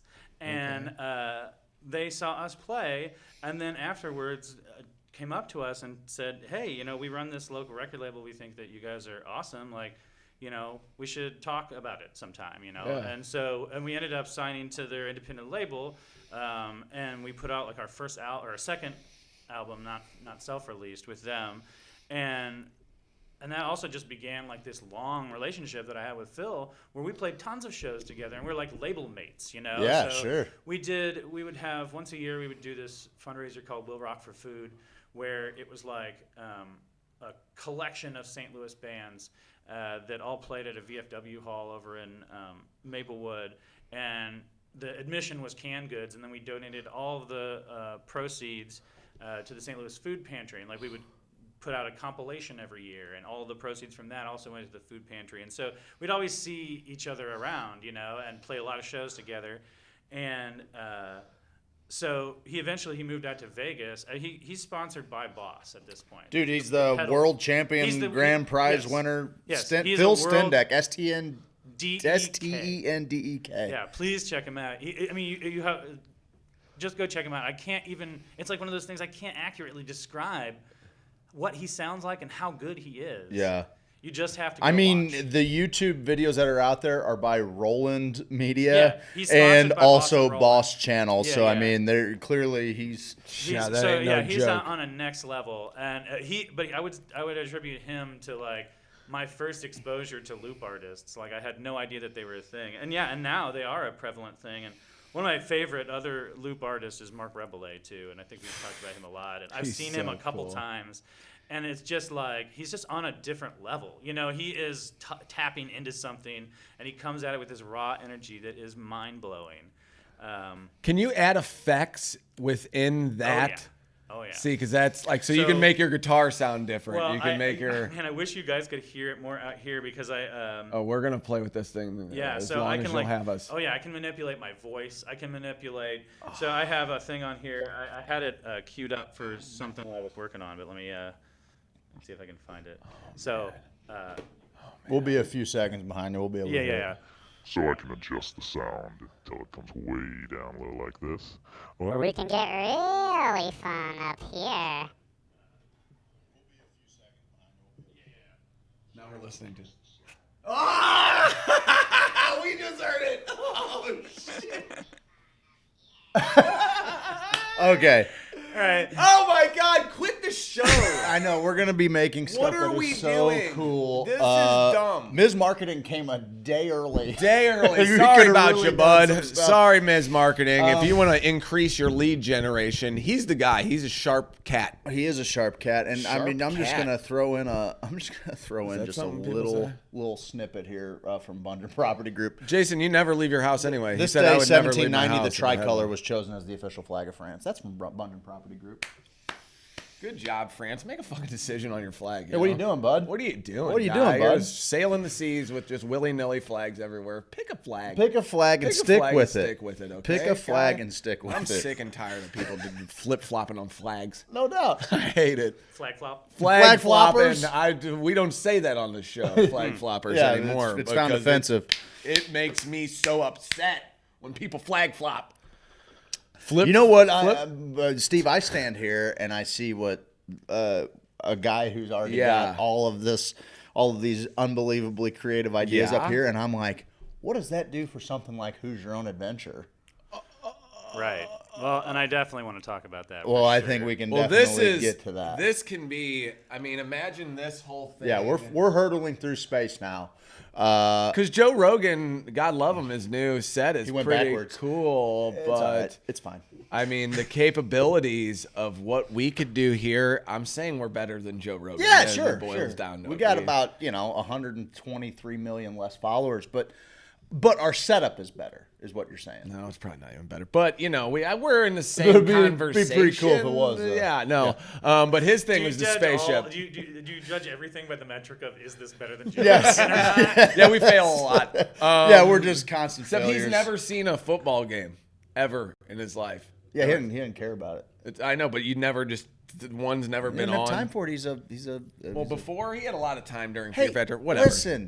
Listen, Dennison. I don't need you tagging Joe Rogan's podcast in my feed. All right, he doesn't need our help. Go post Hoosier Sophisticate in Joe Rogan's feed. That's what all of you can do. He said he's down to help people. I know he is. But I want to talk about what we're doing without Joe Rogan's help. You think I need some meathead from news radio to tell me that our idea for Who's Your Own Adventure is awesome? Bud. Because I don't. You don't need anyone. I don't need anybody to tell me anything. how fucking great I am. Was it Keller? I'm gonna show you how great I am. Keller Williams. Wait, that was. Yeah. What about Keller Williams? He's a singer, right? And also sells real estate. I think it's a different Keller Williams. He's a loop pedal artist, correct? so, yeah. Because I remember seeing him in college, and I heard a few of his songs, and it was almost like a psychedelic bluegrassy sound to me, and I can't really remember what song I had heard, but I only heard like 2 or 3 of his songs. And I remember when he got up there, I was like, oh, this one dude, he had like 5 instruments around him, and I'm like, oh, he did Freaker by the Speaker. Yes. Okay. And I think he's a loop pedal guy. Yeah, he low-end says loop. combines elements of bluegrass, folk, alternative rock, reggae, electronica, dance, jazz, funk, along with other assorted genres. I need to get back into him. He's a one-man I jam haven't band. really spent a lot of time listening to him either. I have a couple friends who are crazy about him. Yeah, I just remember not knowing what was happening. He's like, don't, and then step away, and it's like, ding, bonk, ding. And I'm like, What kind of situation do we have on our hands here? Where I actually, because that's the Milli Vanilli No in doubt. ya. That's like, wait a minute, he's recording stuff. Is that all pre-recorded? I don't trust you, Keller Williams, dude. Until I realized, he's I didn't know what a He's loop doing pedal it. was, and it was there's a Tommy. He's an amazing acoustic guitarist, and I went to Tommy see him, Imami or whatever. Tommy Emmanuel. Yes, Tommy Emmanuel. And I go to see him with my dad and my uncle Tim. We go to the Galois Theater in Springfield. It's a great little Galois. spot. And the acoustics, everything's great. And his guy's up there. He was on, I think, Bob and Tom Acid? a few times. Oh. Definitely on acid. So I go to see him, and I'd had like one of his albums, and he's just this incredible artist. And he starts playing the song, and then I'm like, hang on a minute. Like, I knew this guy was good, but how is he playing the rhythm and the lead at this? And I know that like that's possible to an extent, but not with the layers of this guy. And I was convinced that he was just that much better than everybody else in the world, that he was playing like 3 riffs simultaneously on his acoustic guitar. Well, that's what's amazing about some of those classical guitarists who are playing like the bass line to it, the violin part to it. Like, how are they structuring that song? Or when someone will play like a System of a Down There's song a guy named very Ernesto intricately. Schnack. If you look him up, There's no one named Ernesto Schnack. Ernesto Schnack in goes the entire world. There You he is, made that bud. up. I'm Papo, you just made that up. Oh wait, that's a real guy. That's a real dude. That's a real dude. And he plays like Tool, A Perfect Circle, heavy metal stuff. He played the open to Game of Thrones, but he does it like with classical guitar. You sent me a video of that Yeah, guy, I think, he's unreal. Yeah. So Keller Williams played with a Springfield Mo band, the Hillbenders, to He create did? Keller Williams' Petty Grass. I didn't Tribute know that. to Tom Petty. Hippie on. Hippie Don's my guy. Hippie Don's Don. my guy. Hippie man. on. Hippie on. Hippie dude. on, bro.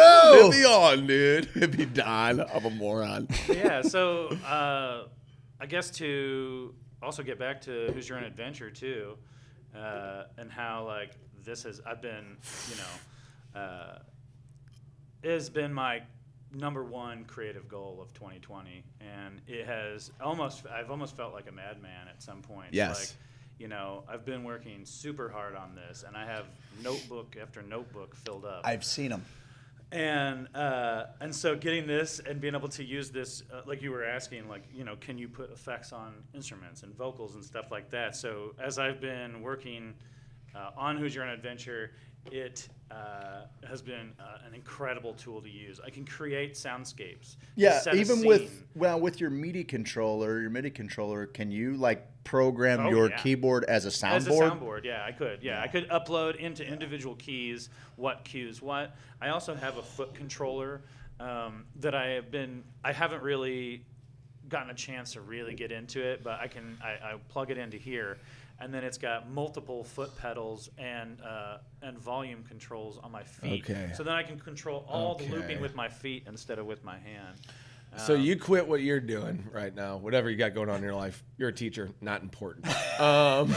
We do this full time now. 23 hours a day. 25 hours a day. Okay, bud, 8 days a week. We're going by the Gregorian calendar. Fair enough. 365 days a week. Damn right. He gets it. He gets it. You get on board with it. Listen, I just need because there's I just need a 10 limitless minutes amount for you to spend an eternity with me, bud. Oh, that's all I need. Man, you're gonna make me take my pants off You're buddy. gonna have a hard time taking more off behind this thing, bud, know. because I'll take you're my swaying skin in the off. breeze, and I really appreciate shave. that manscaped Mons, Dude, man. I haven't shaved That in is so nice. long. I feel so bad I don't care anymore. It's the hairiest I've ever been. Yeah, well, it happens. I look like my stepbrother. This is right in time for Diane to come in, so you can expect to be sexually harassed for the next 10 minutes now, pal. Listen, I don't want to just bury the lead here. So, Ryan, if someone was going to say to you, Ryan, what if you're going to introduce, Who's Your Own Adventure? How would you surmise? How would you put it together? What Who's Your Own Adventure is? Okay, so at the core of it, Who's Your Own Adventure is going to be a live play role-playing podcast. So tabletop role-playing, we're talking like Dungeons and Dragons. Okay. So, and we are going to be, but what we're doing with it is we're using it to build a collective narrative, right? So I'm going to be running the game. Craig's going to be one of the players. We have several other people, a small little cast of players. And so what we'll do is we'll sit down, and I've created this entire universe, right? It's my favorite. Which the working name is the Hoosierverse, but I'm not sold on that. It's just like something I had to stick in there, right? But so within this world, I've created all these, within this universe, I've created these different worlds, how things work, who the people are, who these creatures are, how their religions run, how their governments run. But overall, there is also an arcing plot. And then the characters, who are the players, right, they're going to use 20-sided dice to help determine what's going to happen. But it's kind of like improv acting with a board game element in it, sort of. I mean, it's hard to say, but the most basic thing I could say is that it is a collective story told amongst a group where I act as the narrator, as the dungeon master or the game master, and the players act like protagonists. You know, so I might put you in a setting and say, like, you're hurtling across the vast void of outer space, and you are ripped out of hyperdrive, and in front of you, you see an infinite number of gem-shaped objects hovering in front of you. What do you do? You know, and so that's the ultimate D&D question, or the ultimate role-playing question. What do you do? Because I'm going to set you up with a scenario, and then it is up to you to interact with that scenario. And so how we're doing it for Who's Your Own Adventure. Real quick, do you have an idea of like what they're gonna possibly say and where you're gonna go with it? That is like you've got multiple paths, right? Well, and so the way that we're doing it a little bit different, because there are a lot of live play D&D podcasts, which are. It's like one of the reasons that I've been wanting to do this for like a decade, you know, is I've been listening to, it's my favorite game, you know, D&D and just role-playing games in general. They're this really super creative way to tell a story together, you know. And so when, as a game master, what you're trying to do is I'm trying to think of every conceivable possible thing that my players could think to do in a situation and have something prepared for that. It's pretty mad. Okay. And so you could You go, are a madman. You could I go know crazy. You referenced it earlier. You got notebooks. You got every single possibility scenarioed out in your head. Well, sounds like the ramblings of a madman to me. Absolutely. And genius, because they're right here. They're right here. It's a spectrum. You know, so it is. You can go crazy trying to do that. I do that, but also my favorite part about playing role-playing games is that as the game master, like I set it up. I think I have everything thought of, right? And then I throw out this scenario, and like time after time, like my players are constantly doing a thing that I had absolutely not considered whatsoever. Gotcha. You know, I might Are they say, trying to do that? Sometimes, but like that's not the goal. Gotcha. Okay. Sometimes it's also fun to mess with your game master. Sure. You know? Like, Sure. You know, I've got, or it's just sometimes you're trying to figure out the mystery and you can't get it right. So I've had games where like I set up a scene, you know, you walk into a tavern and it stinks of stale beer and troll snot, you know, and you walk across this creaky tavern floor and you approach this small log table, you sit down and order an ale, and a giant busts through the front door, lowers his head down to you and says, "No be ye," right? And like I've had players go, and then I'm like, "What do you do?" You know, and he's like, "I'd like to investigate the table." You got a giant in front of you, you know? So it's like sometimes you just can't plan for what everyone wants. So the way that we're doing it just a little bit different with Who's Your Own Adventure is that I've created this hybrid system. So we're using what's called the D20 system, which is used in a lot of tabletop role-playing games like Pathfinder, Dungeons and Dragons, all kinds of stuff like that. And that's used to like help you determine what happens. It's kind of like this element of chaos. You know, we can control the story as we make it up, But like you might want to do something and you're like, oh, well, I attack the giant, And in that case, I might say, oh, okay, well, roll a D20 attack roll, and then you roll those 20-sided dice and at the very basics of it, if you get a 10 or higher, something good happens. And if you get below a 10, something bad happens, And so, can you ever just kill somebody? Be like, don't like you. You're out. Dragon. Not really, like the giant instantly. killed you. Sorry, bud. And they're like, I gotta leave the game now. You can make it. You can make it creative. That's cool, guys. Thanks. Ending friendships over this shit. But so the difference that we're doing is like I'm using a D20 system, but then I'm also taking this element of a choose your own adventure book, right? Where hence the title of the podcast too, which is Who's Your Own Adventure. I'm using a storyline where at the end of every episode you'll be given a choice, right? So everything you do up until that point can affect the game as well, But at the end of every episode you're left with two choices, and you have to choose a path to go down. And I'm going to make a character who seems pertinent to that situation make that choice for the story, So then the next episode, based on what they chose, I will have to make changes, right? If they chose to do, thing A, we have to take them in this route. If they choose to do thing B, we take them in this route. So I'm using this weird hybrid system that I've tried to mash together. But it's kind of leading you to a overall plot line, right? Like, I mean, that is floating, but there's also a story being told here. And yes, because but you could play the game again, and it could work out totally different, kind of, right? Every time, I would sort say. Of, yes. And so it's like,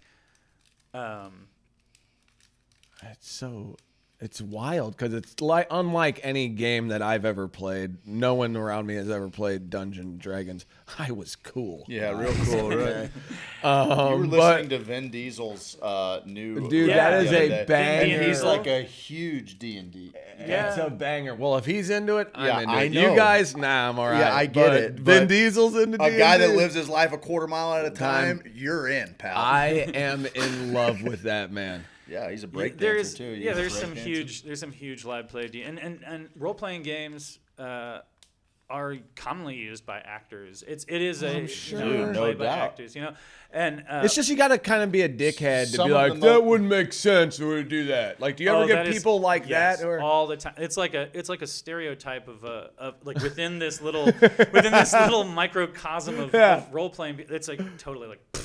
That wouldn't work. How can you say that? So much so that I saw this video in a group that I'm in for D&D nerds, right? And it's like this guy says that in his game, right, one of his players is running for his life, and he's running down the end of a dock, running from these bandits, and he leaps off the end of the dock into the water, and he goes underwater, and he drinks a health potion to give himself some life again, right? Okay. And the game master says you can't drink underwater. That's not how physics works, This guy was so mad. Hilarious, right? Dude. He was so mad that the player went home and created an underwater video of him chugging a bottle of wine in a swimming pool underwater. Just to prove a point. Just to prove that he could do it and that his game master was wrong. I was thinking, I was like, can it be done? I've never tried to drink underwater, but sure, you could drink underwater. You saw Beer Fest. You get that. I mean, I think so. You'd have to get a big breath because I think your inclination when you're chugging is to kind of breathe out a little bit, Yeah, you're breathing while you're chugging. I mean, listen, I too would drown to make a point. Right. Oh yeah. I too. You did. You almost did. Being right is worth that to me. You almost drowned thrice on Cotillion. Once for a thing of moonshine. Another for a strawberry, and once just because we were hung up in some trees. It wasn't good. But the strawberry was a feat of athletic prowess that has yet. It will be matched. It will be matched. Now you're getting into the D&D speak. Yeah, see, and that's the thing is I'm convinced because this is going to be I'm super now we got the about space for it. I have read what Ryan has some of it, because I can't know kind of how the story goes. But we've been kind of co-creating a universe. Yeah. Oh yeah, Craig is jacked. When, like, the idea that we've come up with new kinds of magic, okay, new religions, the most bizarre situations, and then also playing where you're in and out of different realms, I guess, or in the multiverse, reality dimensions. There are a lot of layers to this, and at first Steve was like, "I don't think I gonna have the time to do this." No. First thing I said, I go, "There's no fucking way people watch people play Dungeons and Dragons." Before I knew anything about it, 3 minutes he later, sends me a link, and I go to Critical Role crowdfunded like $2 million to fund their comic book that they're making out. No shit, dude. Like that. That's what this video I think had 7 million views. The one you sent me, and he's like, plenty more where that came from. That ought to help you sleep. That ought to help you sleep. So I was like, that was okay, fine. And then once that ought to help you sleep. Then the first people that I watched do it, I was like, I don't get it. And then the second group I watched, they had about 4 or 5 people, and 3 of them, one guy was like, "This troll," and they really got into it. They all had fun. They all just let themselves go in this world of imagination. And he comes to me, and I was like, I don't know if I still quite understand just like a game that doesn't have a game structure. That doesn't have a it's like Monopoly. Here is how you buy this, and the game of life is how you buy this or do this. You know, like I still couldn't wrap my head around it. So there's this beautiful thing. It's like the creators of D&D. They're not like the creator is Gary Gygax. I mean, it was invented. He came up with this system. When was it invented? In the late 60s, early 70s. Yeah. I Okay, think. that sounds don't about quote right. me, but that sounds about right. Yeah. Right. Thank you, Acid. But the people who have taken over the company, they call them Wizards of the Coast. They also they create the game Magic the Gathering, which is a card role-playing game, right? And they're super progressive thinkers, and they know the culture of their players, and so like in the newest editions of all the rule books that have come out, right? Because I mean, I have like. I have an entire so there's shelf. a rule book for dungeon masters. Oh my God, friend. Yeah, there's like an encyclopedia. Right. So let me and just there's a explain. player's handbook. Let me just explain real quick. Yeah. So there are tons of rules, a fucking million rules, right? Yeah. But the most beautiful thing, I think, and it's the way I like to play, and this is why I just love the Wizards of the Coast crew, is that like they, at the beginning of the player's handbook, the Dungeon Master's Guide, the Monster's Manual, it says, this is a rule book, but this is a game. And these rules are here to be used. Use what you want, throw away what you don't want. Just have fun, you're playing a game. You know, because people do take it very seriously, because it's really easy to get lost in this world.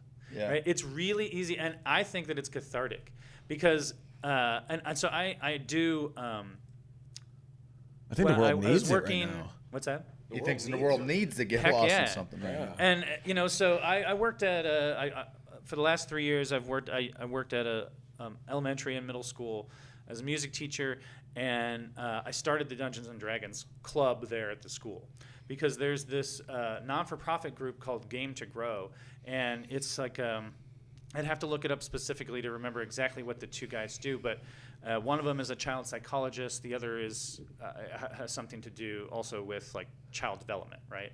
And so they grew up playing Dungeons and Dragons, and that's where we're at too right now, is that there was this whole culture of people who played Dungeons and Dragons, and it was like a thing that nerds did almost exclusively. You know, and at this point, we're way past that. The people who grew up playing D&D, right, are running Amazon. Are doctors and therapists and lawyers and everything, and like nerds. And it doesn't leave you though. That's the thing. So it makes such an impact on you that like it doesn't leave. And so these two guys, they created this nonprofit group called Game to Grow, and what they do is they use tabletop role-playing games like Dungeons and Dragons to teach social skills to kids, to teach mind theory, mathematics, creative writing. There is so much value in this game aside from it just being a game. Like there's this idea that at a developmental stage in a child's mind, they don't understand that everyone externally outside of them is not thinking the same thing that they are. Yeah. Right? And it's this, there's like a point in your development where you reach a spot of empathy in this way where you realize, oh my God, everyone does not think the same thoughts as me at the same time that I do. You know, and it's this critical point where you do start to develop empathy. That's like at 40 for some people. I feel like. Yeah. And so what's great about like how it's used specifically to like help to sort of harness this special stage is that like you literally put yourself in the shoes of another. Yeah. Right? You are not Steve. Right, you are like Clagmore I'm a human from Epsilon 9 Yeah, he's or human something, metronome. you know. Yeah, you're the metronome. This is why I love this. Oh, I'm the metronome. Hi, I'm Steve. Steve the metronome. I'm the metrosexual gnome Yeah. who kind of wears a white belt and capris, and I'm a gnome. The metrosexual gnome. So I did a little voice thing. Yeah, I know you guys couldn't hear it, but I changed. We can tell what you. Yeah, we knew. But so Shapes. it's amazing. It's like you get to step outside of yourself, you know, Yeah. and you can leave all the worries of Steve at home while you traverse the universe in a spaceship that's hurtling, faster than the speed of light, and so every time I finish a D&D session, there is like this catharsis that has happened. Like I feel better after I've played a game. Absolutely. And so a big part of what I was doing at the school is I was trying to use these ideas that Game to Grow had for my own school, and it was incredible. Like, and because you have students who are interested sometimes, like there's lots of different people who are interested in it, right? But typically in the past, it's been, socially distant people who have a hard time. Recluses. And I mean, and we can't like pigeonhole it to Freaks, just those people. Weirdos. Right. But that's the Losers. that's the reputation. For right? sure. And that's so, I'll get to that, man. and so, but there's some validity to it, in a way. And so it's nice to be able to like reach those kids in that way and like see them come out of their shell because they don't have to be themselves, And the specific thing that I started really working with on Hoosier on Adventure came out of a mystic experience that I had that I wanted to, or like felt compelled to understand more deeply. And it's like I get in these rumination cycles in my mind that I almost can't escape obsessively, like where I'm just like pontificating my own existence. Why are we here? Is this meaningful? And sometimes it's hard. I'm sure sometimes it's maddening as well. And so I couldn't find those words. Right? It's describing the ineffable is so impossible. Almost, I try to spend my life. I doing can't it. do it in words. Words just don't do it justice. Sure. And so the only ways that I've have these other outlets to do this is like been through music and through writing and through gameplay like this. And so what I tried to do with the way that I've written the story is to dig into those philosophical questions for myself and for everybody else in the group, right? Things that we all relate to, questions that we all have, and putting them into this framework just like philosophers would do by novelizing their ideas, right? Mm-hmm. You have, like Jean-Paul Sartre, he writes Nausea, right? And it's a book, it's a novel, it's fiction, but what he does is he inserts these philosophical ideas that he believes to be true into this world where he gets to create the framework. So that's what I'm trying to do with the storyline of Hoosier on Adventure, is to explore some of these ideas, the things that you guys talk about on the show, the things that we talk about personally, right? And putting those into a universe where we can do whatever we want. And include as many people as possible in on the conversation to help co-create the world. And to get onto that, what Craig and I have talked about doing for the fellow Hoosiers is creating a way to involve listeners from time to time on the show to be able to pull them in as a character. These freaks? And so I've been working on developing a character sheet specifically that we could put out as a digital PDF that you could print or fill form at your own house. And then I think that it would be cool. We haven't really discussed exactly how we would do it. It would be the fucking coolest. But everybody gets to create their avatar in this Yes, you could universe. create your own character.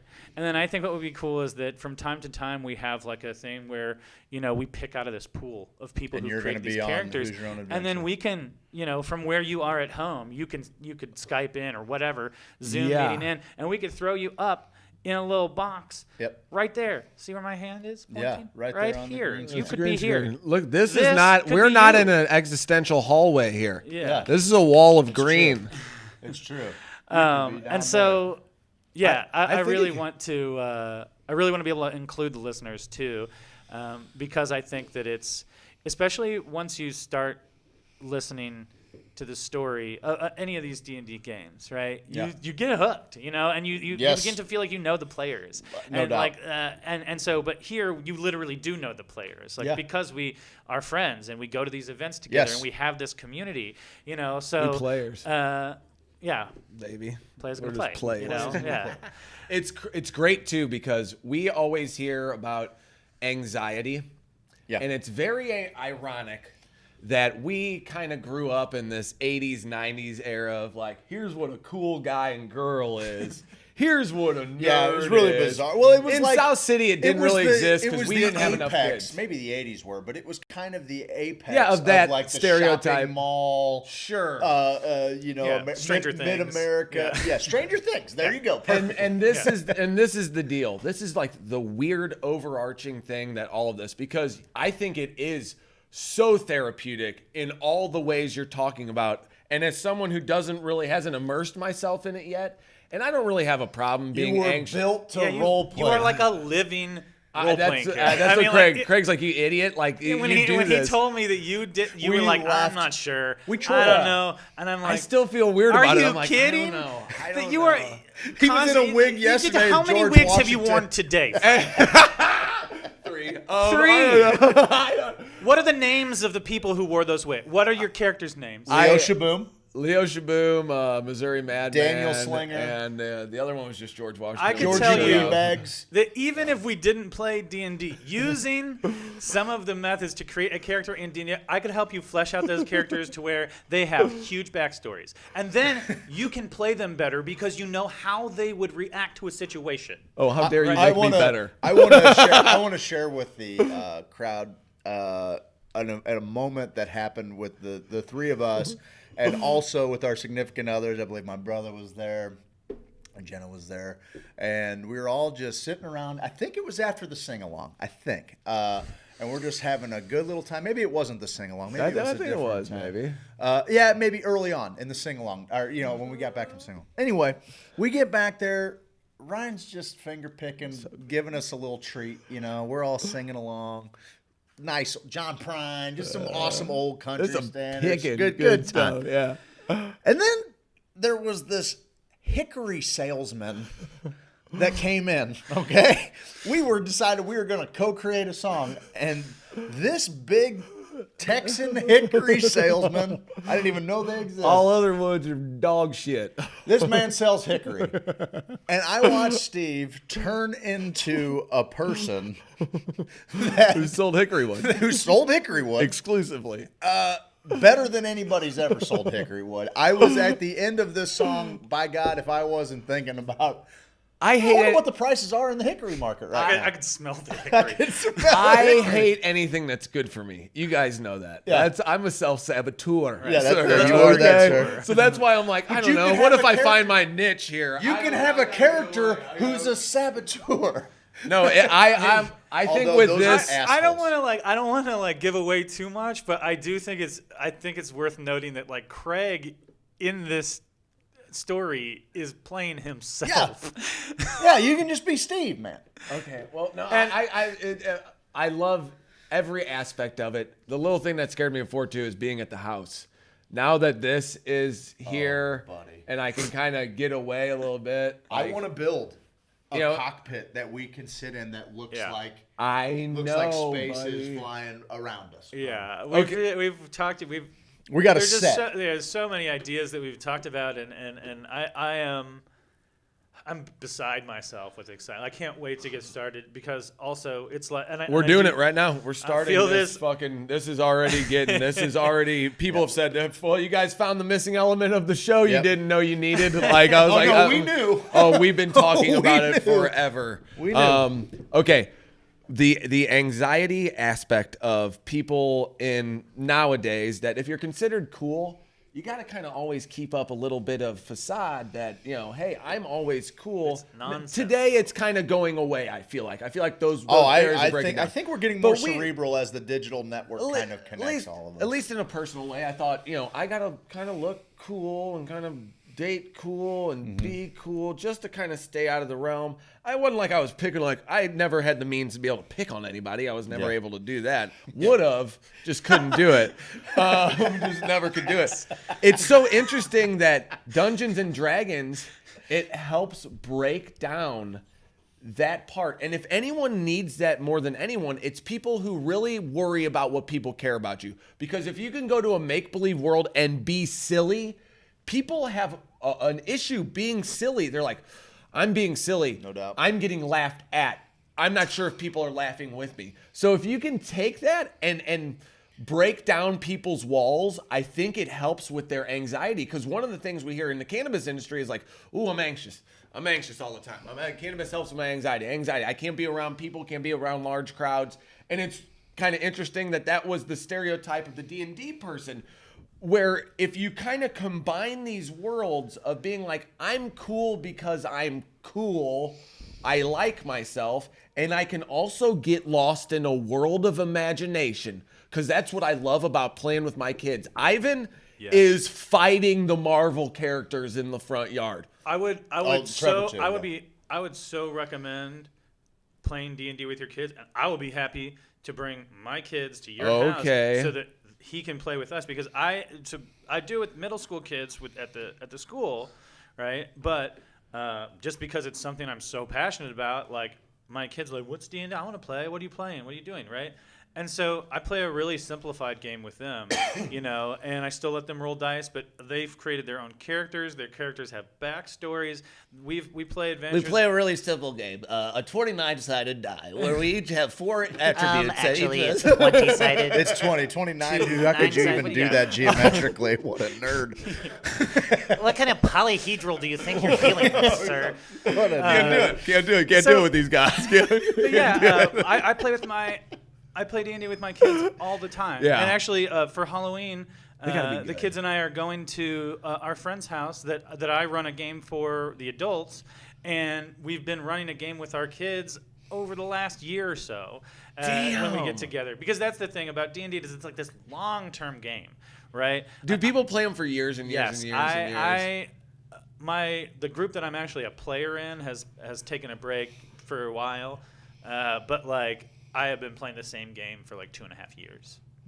Damn. Because it's not really like you don't really like win either. That's the thing that's hard for some people who play a lot of games. That's going to be troublesome for me as well. There are elements well, of it there are where you battles can you win, but right? Like if you're fighting a troll or whatever, you could win or lose. But like and it's you're not rewarded, like you know. you're not like I'll fight somebody I won to D&D, prove I'm tough. you know, like that's in not your a thing. face, yeah. dude. Yeah. Dungeon Master, I killed all your trolls, man. It's not like that. It's just like if by the end of it we've like progressed the story and had some fun, that's good enough. Sure. And like we've played a game where we played a mini game and I laughed my ass off. I've had the opportunity a couple times for Ryan's birthday to play in some D&D games.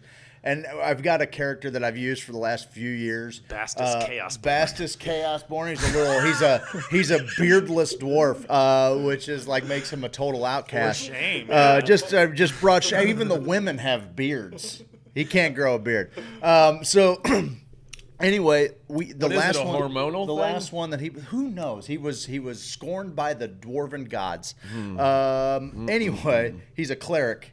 and he has healing farts. And I want to make no, sure that's that I just disgusting. mentioned- His farts are disgusting. I was sir. over here like waxing philosophically about how I'm trying to include all of these really heady ideas into my story, which I am. But I also want you to know that I do not take anything seriously. So like he's going to be rife with fart jokes. Yes. You know? Like The farts are always funny. Ben Franklin Ripe. thought farts And were ripe. and ripe. Yes. But what I was getting at was like Ryan had this great storyline played out for us, and we got into this dinner party my God. bar, Okay. and I mean he's been planning this for a month or so, and all of us are there, and there's we're this group is kind of first coming together. We got a couple of rogues, which you can never trust a rogue. I had him on either side of me. It was really anxious. Yeah, rogues. Anyway, whatever. So we're sitting at this dinner party, and the way that we had all interacted together, and I was a stranger to two of the people, and they were obviously a stranger to me. By the time this dinner party started, we weren't take D&D any of anymore, the social cues of like how to move this story along. Instead, it became like a dinner party with just these characters that we were in. Can I add? Yes, please. Okay, so the idea for the game was like I was trying to take the movie Clue and turn it into a role-playing scenario, whereas we were at a murder mystery dinner at this weird mansion and stuff, right? And so I felt like it was pretty obvious, right? Like, oh, you're all invited to this spooky mansion, and like, and the host will be with us soon, And so they go into the dinner party room and they sit down, and then all of a sudden all the lights go off, right? Yeah. And when they come back on, there's this dead lady on the ground, and they just continue with dinner. You're like, all right. Well. Oh, we just figured it was a rough and tumble kind of place. And then also Craig is like, oh, it's fine, heal, and she comes back to life, right? But then they're bored with it or whatever, and they somehow, I forget what happened. I think the druid maybe killed her after I brought her back to life. Right, which was then mystery solved. The druid did it the second time, and so. Yeah, it was this amazing scenario, but the coolest part about it was like that it ceased being like we were in fantasy or in reality, but in this weird in-between space where not only in the game were we at a dinner party, but here in reality we were also at the same dinner party, and it was as bizarre as the one that we were in this fantasy world, Yeah. And Craig killed a guy in real life. I was just healing people. Yeah, and eventually, I did keep trying to occasionally I'd be like, okay, all the walls of the house fall off, and now you're on a cliff, or like, and they'd be like, yes. This food is so good, It was, but here's the deal. Also, for those 4 or 5 hours, I laughed as hard as I've ever, like the conversation that was taking place. Talking about the catharsis, and we'll have to run into break here in a second. We'll come back on the other side. The reason I ever came, I didn't have any buddies that played D&D. I didn't know anything about it. But what I did was my friends owned Metagames Unlimited down in Springfield. Shout out to the Metagames crew. Little tabletop game place, a lot of 40K players, Magic players.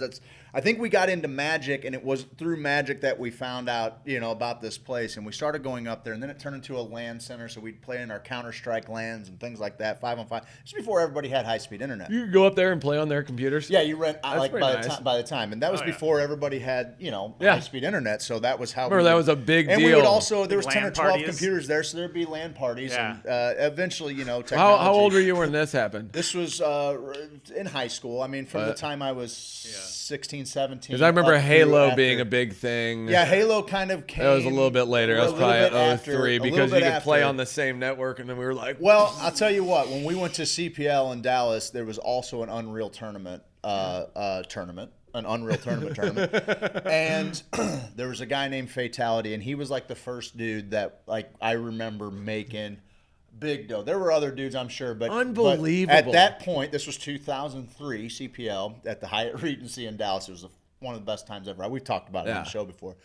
But he was almost making beat somebody up. making like 4. Yeah, I did. That was when the meathead in me got a little upset about the recluse talking big behind a microphone. Anyway, we go there, and that thing was making like $450,000 a year. But my point is what did you get his W-2s? Yeah, I did. I did his taxes. No, it came out because AMD had just signed like $1 million contract to make a motherboard.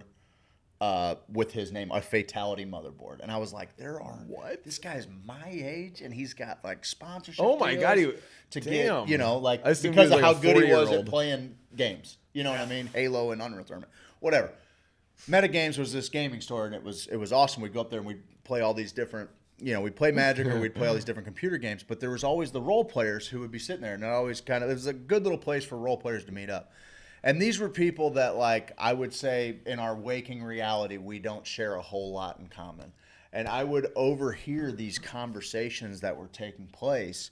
And, like, not just inside of the game, but just because of how creative these people were. And, like, the comic culture definitely crosses over a bunch, and sci-fi and fantasy. So, like, the things that they would debate within different fictional universes that they're fans of would be like, it would just be like the deepest, most well thought out arguments in a make-believe world, And I was constantly impressed by how funny and creative these people could be. Like, that was my introduction to D&D, and I still didn't play at that point. And then like there was a game that wasn't D&D, but it was a tabletop Roll20 type game, D20 game, and it was like a spy game, and I played in that. And what was interesting about that, you were talking about how other people view scenarios and how you realize that maybe how you're seeing it is not the way to go. And I was always blown away by like the way the solutions people would have. And what's really cool is when you see people that are good at role playing absolutely abandon kind of what their thought is and completely consume what their character's thought is. So this character is a chaotic, neutral, person. And so even though this person's pretty level-headed in real life, I get to make believe that I'm kind of a wild card. There's a couple different ways that people do it too. Like, so when you're coming to like to try to decide and choose your character, a lot of like some good advice for first-time players is like, choose something that is really close to yourself. That's why I'm doing it with this. It's really easy to do it, right? Yeah. And then once you're sort of familiar with the game, then try something crazy. Because usually it's like one thing or the other. It's like people play exactly the person they are, or they play they like anti them, and which is also fun and cathartic, and it's fun to play evil games. I've played on Evil Party. Where we are all like, and that's where you're really like flipping, like who is the villain, who is the hero. Isn't this really what we're doing anyway? Yes, exactly. Isn't this really what we're doing? We've created our own a simulation in our mind, right, of this whole other universe that exists. Yes. Why is that any less real than this one? Yeah, it's not, because I'm just playing a character, Steve Elgin. Like, I remember when Cucky the Dwarf first came out of me. Yeah, Cucky I was the Dwarf like, is a Cucky the Dwarf is me. D&D character. I've been playing fucking Steve Elgin all these years. Yes. Cucky is like, I'm here. Like, these shorts, when they came on, I was like, It was liberating, right? It was it was my liberating moment to be looking back on it with all of what we just talked about it and thinking about it again. It was the moment I was liberated. I broke my arm. I didn't care what my work thought anymore. I was like, fuck it, man. Yeah. Yes. Fuck it, man. And that is a similar moment that you can get out of this game, right? Is that like you give yourself this different person to be, and it's and you don't have to be serious. You can be serious if you want. You can play the most serious character ever, right?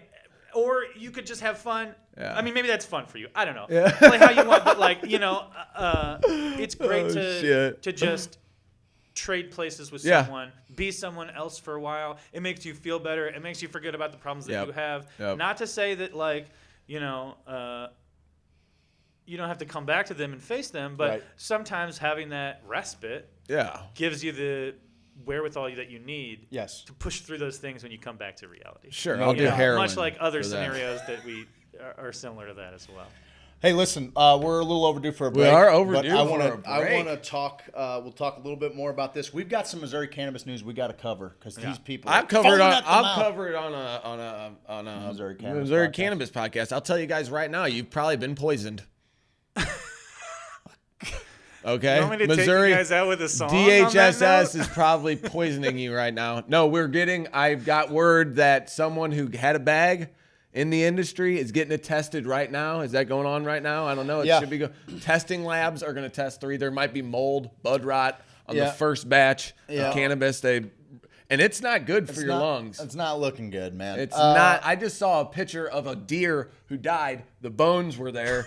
And they had mushrooms growing out of his stomach. Probably what happened to that. I think that was more likely a cow, but they did say it was a deer, so you're correct. But I think the OP was wrong with it being it looked like an elk bone, if you ask me. Ryan, yeah, let's Ryan, hear give us a just a little taste going out to break, and then can we play the whole third hour? We just come up with songs. Is there any way we can set it up so we can hear? And we'll just hit them with 40 minutes of solid music and see what kind of weird shit we can come with. I think so. Well, I mean, people do that online where they just play music for we hours. We can do anything you want to do. Well, we can do anything we want to do, guys. Yeah. But if we want to sway in the direction of what I want to do, I'll be cool with it. Yeah. I'll be cool with it.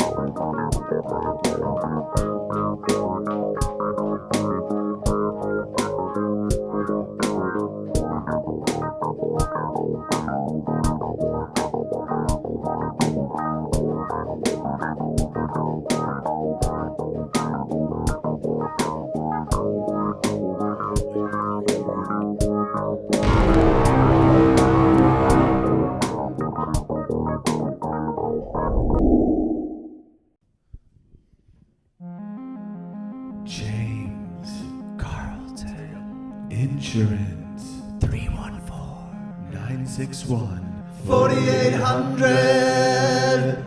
Handsome, amazing, astonishing, astounding, fabulous, incredible, fantastical, phenomenal, prodigious, stupendous, unbelievable, wondrous, divine, fantastical.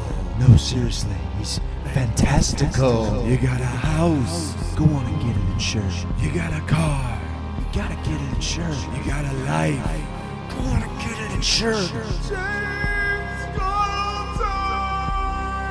CarltonInsurance.net. Fantastic, stupendous, fantastic. Hey, boys and girls, I'm talking about native hemp extract.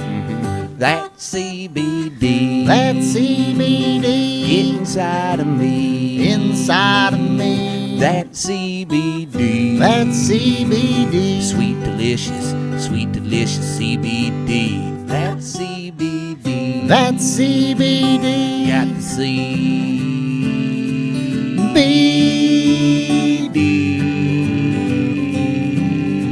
CBD native hemp. That CBD. That CBD. You can get it from me. I can.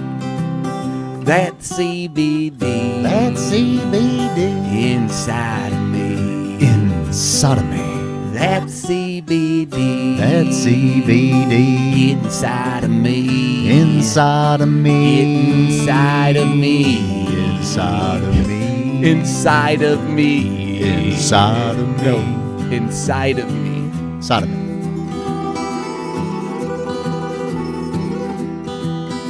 Inside of me.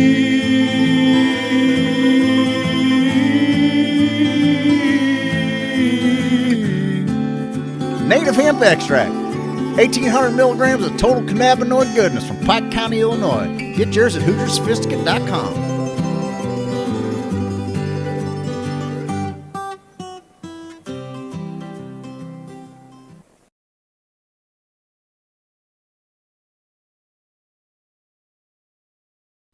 I'm an outlaw, check it and see. Wanted poster looking like me. Checking the swamp man for a pretty girl.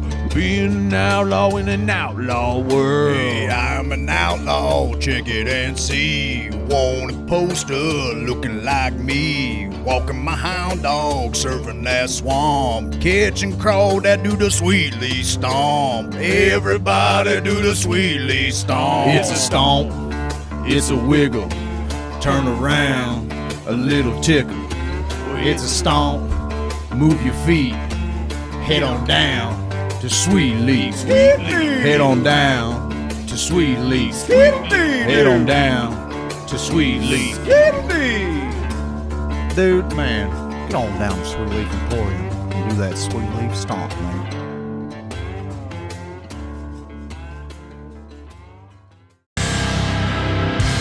James Carlton. James Carlton. James Carlton.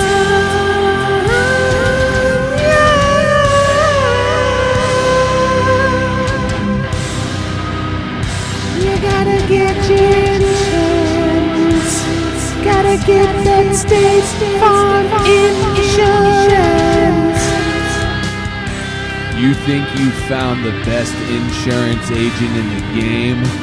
Well, I got news for you. I did, and it's James Carlton. State Farm. CarltonInsurance.net.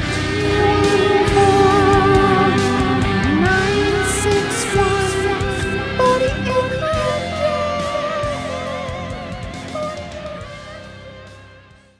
Hare Rama, Hare Rama, Rama Rama, Hare Hare.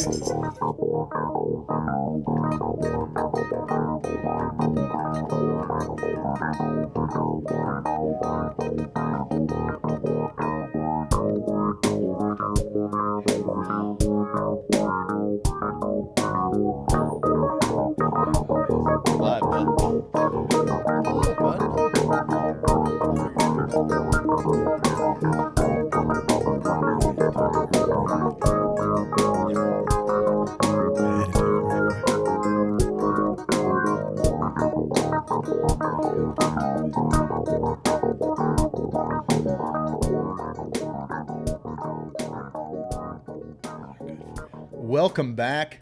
Third hour. Ryan. Oh, this shit is greasy funky, they said. This shit is greasy funky. They don't know how true that rings. I do. He had some bacon this morning. I had one of these. Welcome back, hour 3. I had a Triton. We're doing it a little bigger today. That doesn't look like it's good for you, bud. Oh, hold on. Don't do that. Dude, don't. Oh, just some asshole talking shit behind your back. You guys get that? I freaking love it to be home. To be honest, just a good old jam session. We're gonna jam. We're gonna jam real hard here. It so but hard. first, if you were a patient, Steve, yep, and you bought LSD flour, batch ID 1A40CD1000000001ZZZZ314 and 309. Those batches of flour that were sold are gonna show poison signs of bud rot and white mold. The department is opening an investigation, which is ongoing.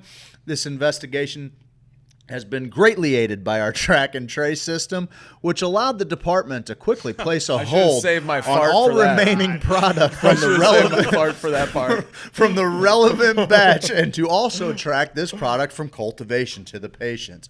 Without the government, you guys would have been smoking bad weed. Without the government, you guys would have been smoking the diseased weed.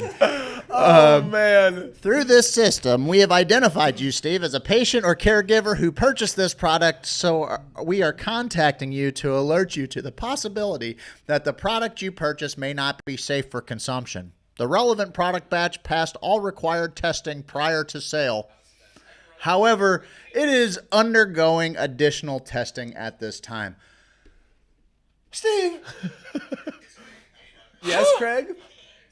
How, pray tell, did this bud pass testing prior and then just a day later be covered in white mold and bud rot? We got to look at the facilities, and one of the growers online said, what do you expect? They're using box fans to ventilate their systems. I don't know what that means. And when I went back through the video footage that I got from behind the scenes, which I refuse to look at, which is weird. I did watch most of it. We've been sitting on gold forever. we have so much gold. I got Kyle Turley talking about a bunch of stuff. Yeah. Him and Wistrom. So they have box fans in the middle of just this sea of plants. They just stick a box fan in the middle of them everywhere. Like every 10 yards or so, there was a box fan. Just to move air. I guess. Air movers. And it looked like it was doing a decent Should've job. gone with the Dyson air mover. But some of the people, those things are great. They're awesome. But what the growers from Oregon and California and Colorado, who are from Missouri, who have now come back to Missouri, who don't have jobs, were able to say, here's what was wrong. Because you know how you get bud rot? You don't grow it right, bud rot. Rotty bud. Let me ask you something. And that messed up. Yes. Is this the two best? Is this what the state was saying when they didn't allow everybody licenses? They said these people have their shit in order. They're gonna grow the best medicine. People, we saw cannabis oil helping a 4-year-old girl melt away cancerous cells. We saw it. We saw it happening. We saw appetite increase. We saw weight gain. We saw, a lot of sleepiness. We saw, the adverse effects were being real stoned. That was the adverse effect. But this little girl was on so many other drugs, painkillers, that it helped with bowel movements. It helped with just about every aspect of trying to be a better human. Appetite, when you can eat and feed your body better. And no one wants to talk about what these hospitals are feeding people. That's one thing through this journey I learned, that the hospital, the food they're giving, how does the hospital not have some co-op with farmers getting the freshest, best shit ever? The doctor comes in and says, yeah, you got all this stuff, but we're going to try to rebuild your cells because we're going to kill a bunch of them. Yeah. I'm going to rebuild them with the Nestle Corporation. They have all the snack, everything in here.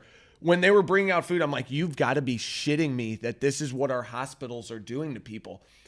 We have to take this into our own hands, for real. And I realized in Missouri, I can be arrested, I think, for telling everyone to do illegal things. So that whole, what? Yeah, I think you can. I think it's just Missouri. It's one of the stipulations, which is ridiculous. I told everyone to grow as much weed as they can. Yeah, don't do that. I'm just considering. Just consider it. Can I say consider it? Grow within your means. Grow as much weed as you can. The state allows. Grow as much weed as you can. That's a way to put it. Grow as much weed as you can. Is that too much when I wink afterwards? I might be a little. Also say, arrest me. I can't wait till they use this in a court of law. And I'm like, did you not see the whole thing I've been doing for the last 5 years? This is a character I'm playing. Okay, yeah, for people? sure. I'm role playing. We went over this earlier. I'm Cucky the dwarf. That's Steve Elgin. Arrest Cucky. Try to get I will Cucky. pay for none of Steve's crimes. Only Cucky's. They're like, well, we got a list against that guy too. He's on a few lists. Real quick, Ricky Starling, we need to hold the testing facilities and cultivators responsible. Rush the product with incorrect drying curing methods. Then you have product sitting in a container with excess moisture. It's ridiculous. Yep. And then Miss, I think to add on to the hospital thing, this has happened to me for years. Legit dying from anaphylactic shock, and they want to feed you cheeseburgers and French fries. Could you imagine if Missy got a hold of this cannabis that was supposed to be medicine for? It would. That's the problem. It doesn't really. It would wreck our home, dude. From what I found, it could potentially kill my life. Horrible for a lot of people. Like, there's not like, oh, people are dying from bud rot. But if you have, issues in your lungs, you can get spores in your lungs that cause a myriad of other issues. Someone asked about burning psilocybin spores if it worked, and it doesn't, by the way. I've read on the internet it doesn't work, but it is never. But someone who isn't me. Yeah, someone who isn't me said that you should not. Okay, I can vouch for it. It leads me to my point. Okay. You should not inhale spores of any kind into your lungs. Ooh, I have a super fun fact to add to this. What's our typical body temperature? 98.6. 98.6, but I think it's going down. Yeah, and there's a reason. But do you know why it's 98.6? No. That's what kills off fungi. The fungal barrier. Oh, right. Wow. So, and I mean, this goes back to this is something I heard about on Radiolab, right? And so they, you can go back to the moment where the asteroid hit the Earth and kills off all the dinosaurs, right? Yeah. And you can see that. They call it the carbon line. So when they take core samples and stuff, there's just this black line in the rock from where everything was just absolutely incinerated, right? And the theory is that these mammals, right, the reason that mammals, not the reason, but one of the theories is that we came out of these underground dwellings and we were able to survive, reproduce, and evolve because we were warm-blooded, and that's the fungal barrier is 98.6 degrees. And so where you don't have this maybe potential second age of reptilians, right, because lizards are cold-blooded, right, which seems like they'd be perfect for this low food atmosphere, right? Low body temperature, you don't need as much food. High body temperature, you have to have enough food to keep that high body temperature. With calories. But before and after the asteroid hits the Earth, fungus is taking over the world, right? And so this is a theory that this mathematician and this biologist have been compiling. That's interesting. That the reason that our body temperature is 98.6 is to prevent us from being a host for spores and other fungi, and that our body temperatures are going down, and there is some worry about that because as things warm up on the planet and all of these tundras and permafrost is melting, there are all of these ancient funguses that are being re-released onto the Earth, and as our body hasn't needed to evolve, right, to keep our body temperature up, it's slowly going down just a little bit because of the invention of, different antifungal medicines as well. So, fun fact. Theoretical fact. We're gonna turn back into fungi. We already are three fungi. I'm gonna put a saddle on this guy and ride him into the sunset because he's just adding value. I know. You know what? That fact was also brought to you by Bungeon Properties. It was. I mean, they're not just giving you Radiolab podcast and the Radiolab podcast, yeah, whatever, which we will happily plagiarize. That's the biggest organism in the world, right? A mycelial network is the biggest organism in the world. Like, so. I'll add something too, guys. Yeah, good job, bud. Good job, man. This day in history, guys. 1961, brought to you by Bungeon Property Group. Bob Dylan records his first album in a single day at a cost of $400. Oh, right. Damn. What a bargain. Now that's the price of a ticket to go see a show. You know what I mean, guys? Kick back to the ridiculousness of mold in our weed. Ricky says, I can't believe, but then again, I can. When you're trying to be the first product out, you now have created product that patients can't consume, as well as have a customer that will most likely be looking into other options when they're available. People with asthma can be affected by the mold inside the bud, which scares me. It's just bad. Okay, no doubt. Can I just say I love Ryan Watts, and I'm so glad he's here today. Craig, hug him for me. Ooh, let's see it. Maybe I will. I'm into it. I won't do it on camera for you because I'm not some pigs floozy that just is happily exhibitionary on camera. Exhibitionary? Exhibitional? Yeah. Exhibition-y? Yes. Yes. Right on. Did we figure out how to pipe that sound into these speakers? We did not. Oh yeah, We did not. We can do Ms. marketing and show them that. Sure, I'll show you Ms. Marketing. I don't know that you're going to be able to do that, but I will. I'll tell you what I'll do before I go to Ms. Marketing. I'm going to give you some. Did you know facts? Would an aux cord work?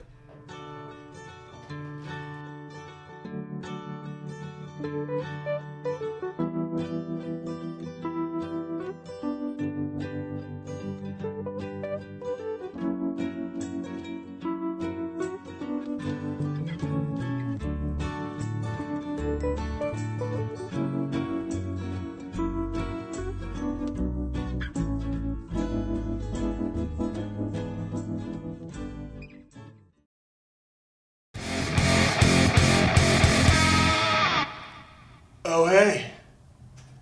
It's Adam McChesney with Ms. Marketing.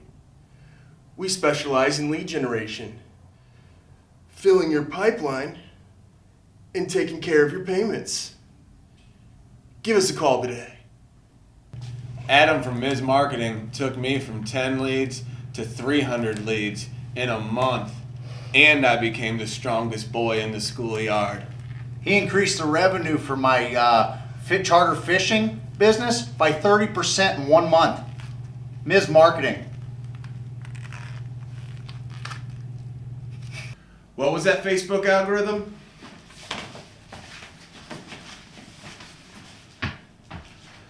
What was that Instagram?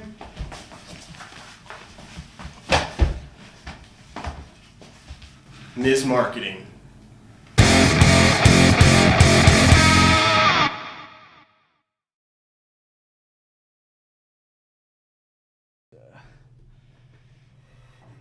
I had so much fun shooting that. Adam was an absolute natural. Is his podcast called Radio Lab? His podcast is not called Radio Lab, but NPR has a podcast. I think it's NPR, right? Or maybe it's just its own. Maybe it's its own. It's syndicated on NPR. Okay. It's from WNYC. WNYC Radio Lab. It is actually a really great listen. You don't have a thing to plug it into? Not into the speakers. Okay. I'm working on it. Look at that. I bet there's a minimizer in one of the things. I do have one of those somewhere. You should stand right there. It would help. Radio Lab is a tremendous podcast. Zoidberg, I think they're calling you Zoidberg going back and forth potentially. 100% in the fact my wife.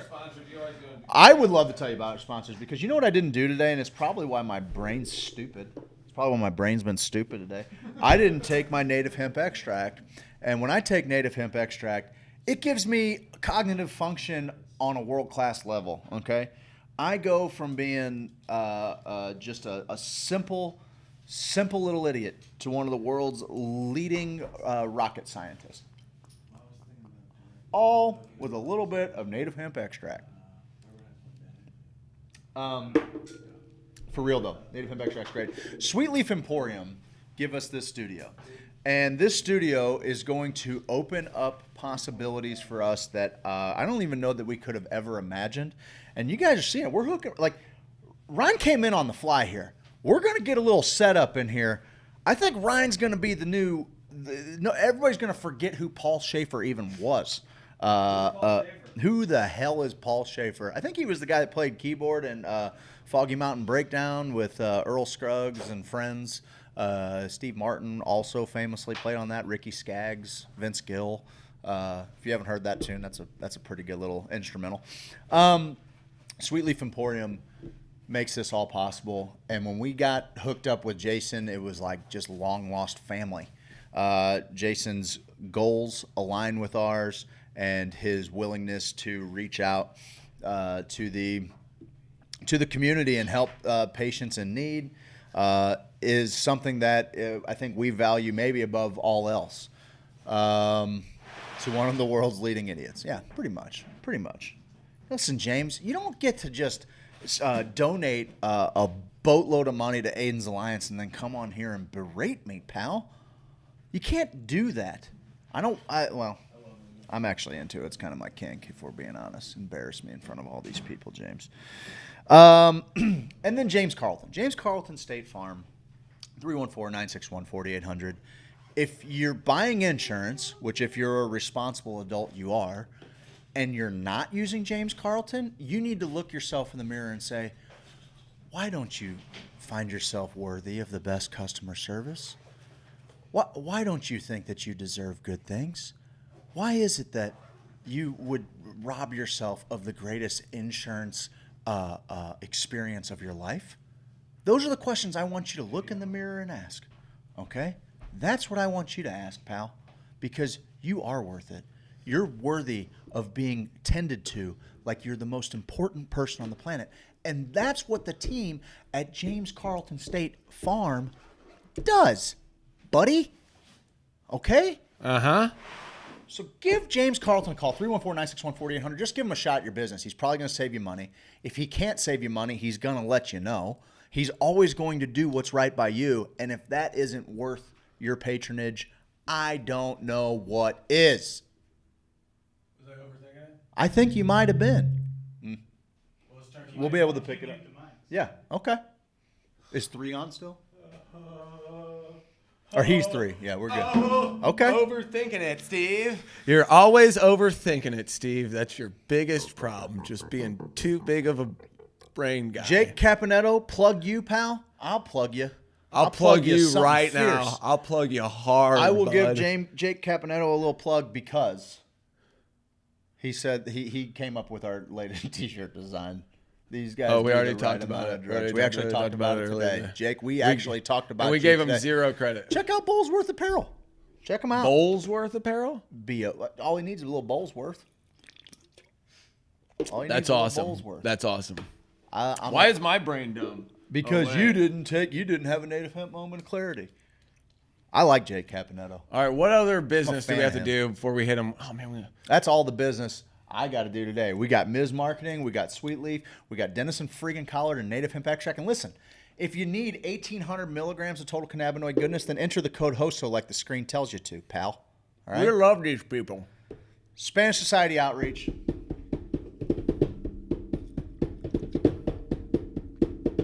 Spanish Society Outreach just is our little gathering place. We're going to put some events on there. They started knocking the building down next door at Spanish Society, so there's going to be some freaking parking there soon. It's going to be great. I hope those guys didn't move out that were there. They thought you were a dragon. They thought he was a literal dragon. Grand dragon, if we're just you the dragon? Wild. My kids don't realize, they've grown up in Afton.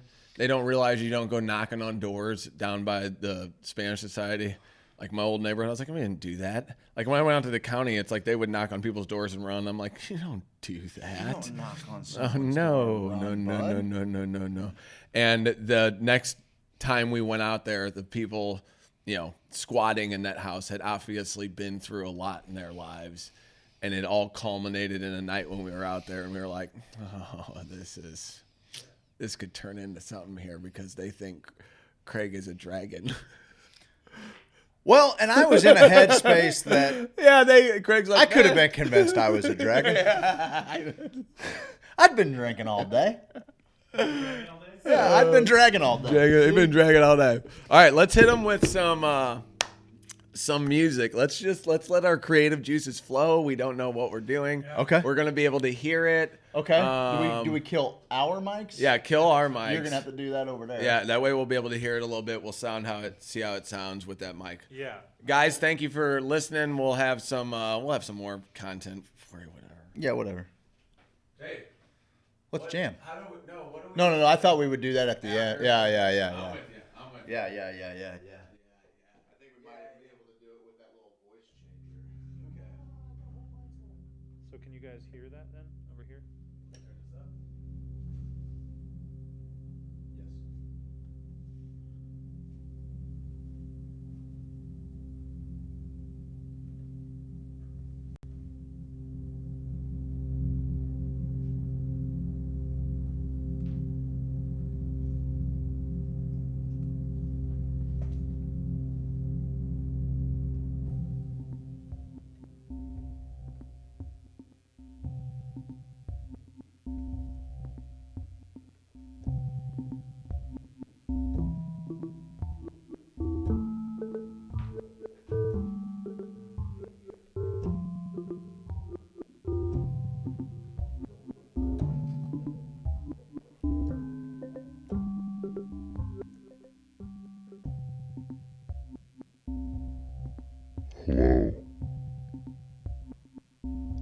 Welcome to the second meditation in the morning. Start by settling into a comfortable position. Allow your eyes to close, or keep them open with a softened gaze. Begin by taking several long, slow, deep breaths, breathing in fully and exhaling fully. Breathe in through your nose and out through your nose or mouth. Allow your breath to find its own natural rhythm.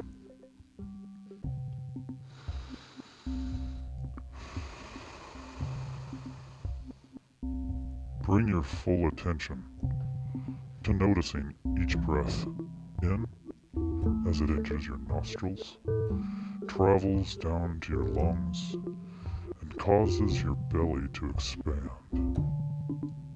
And notice each out-breath as your belly contracts and air moves up through the lungs, back up through the nostrils or mouth.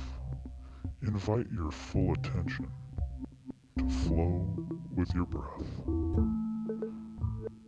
rising and falling, rising and falling.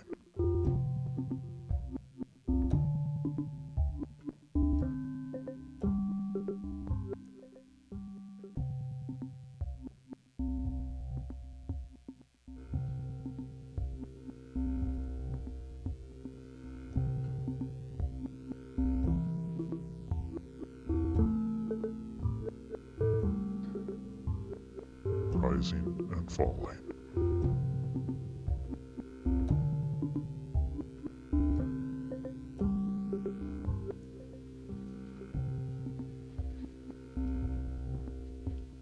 Rising and falling, rising and falling, rising and falling, rising and falling.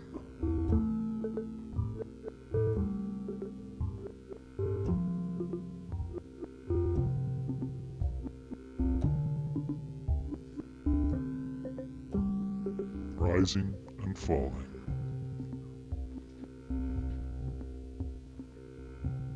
And falling, rising and falling, rising and falling, rising and falling.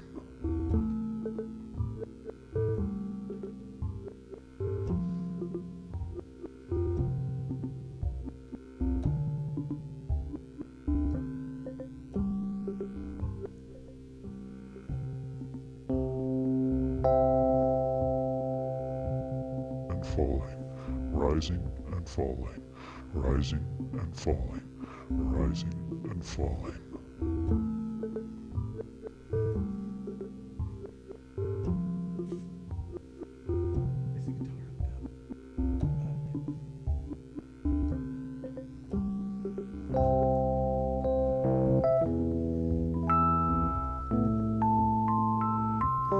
And falling, rising and falling. Rising and falling, rising and falling.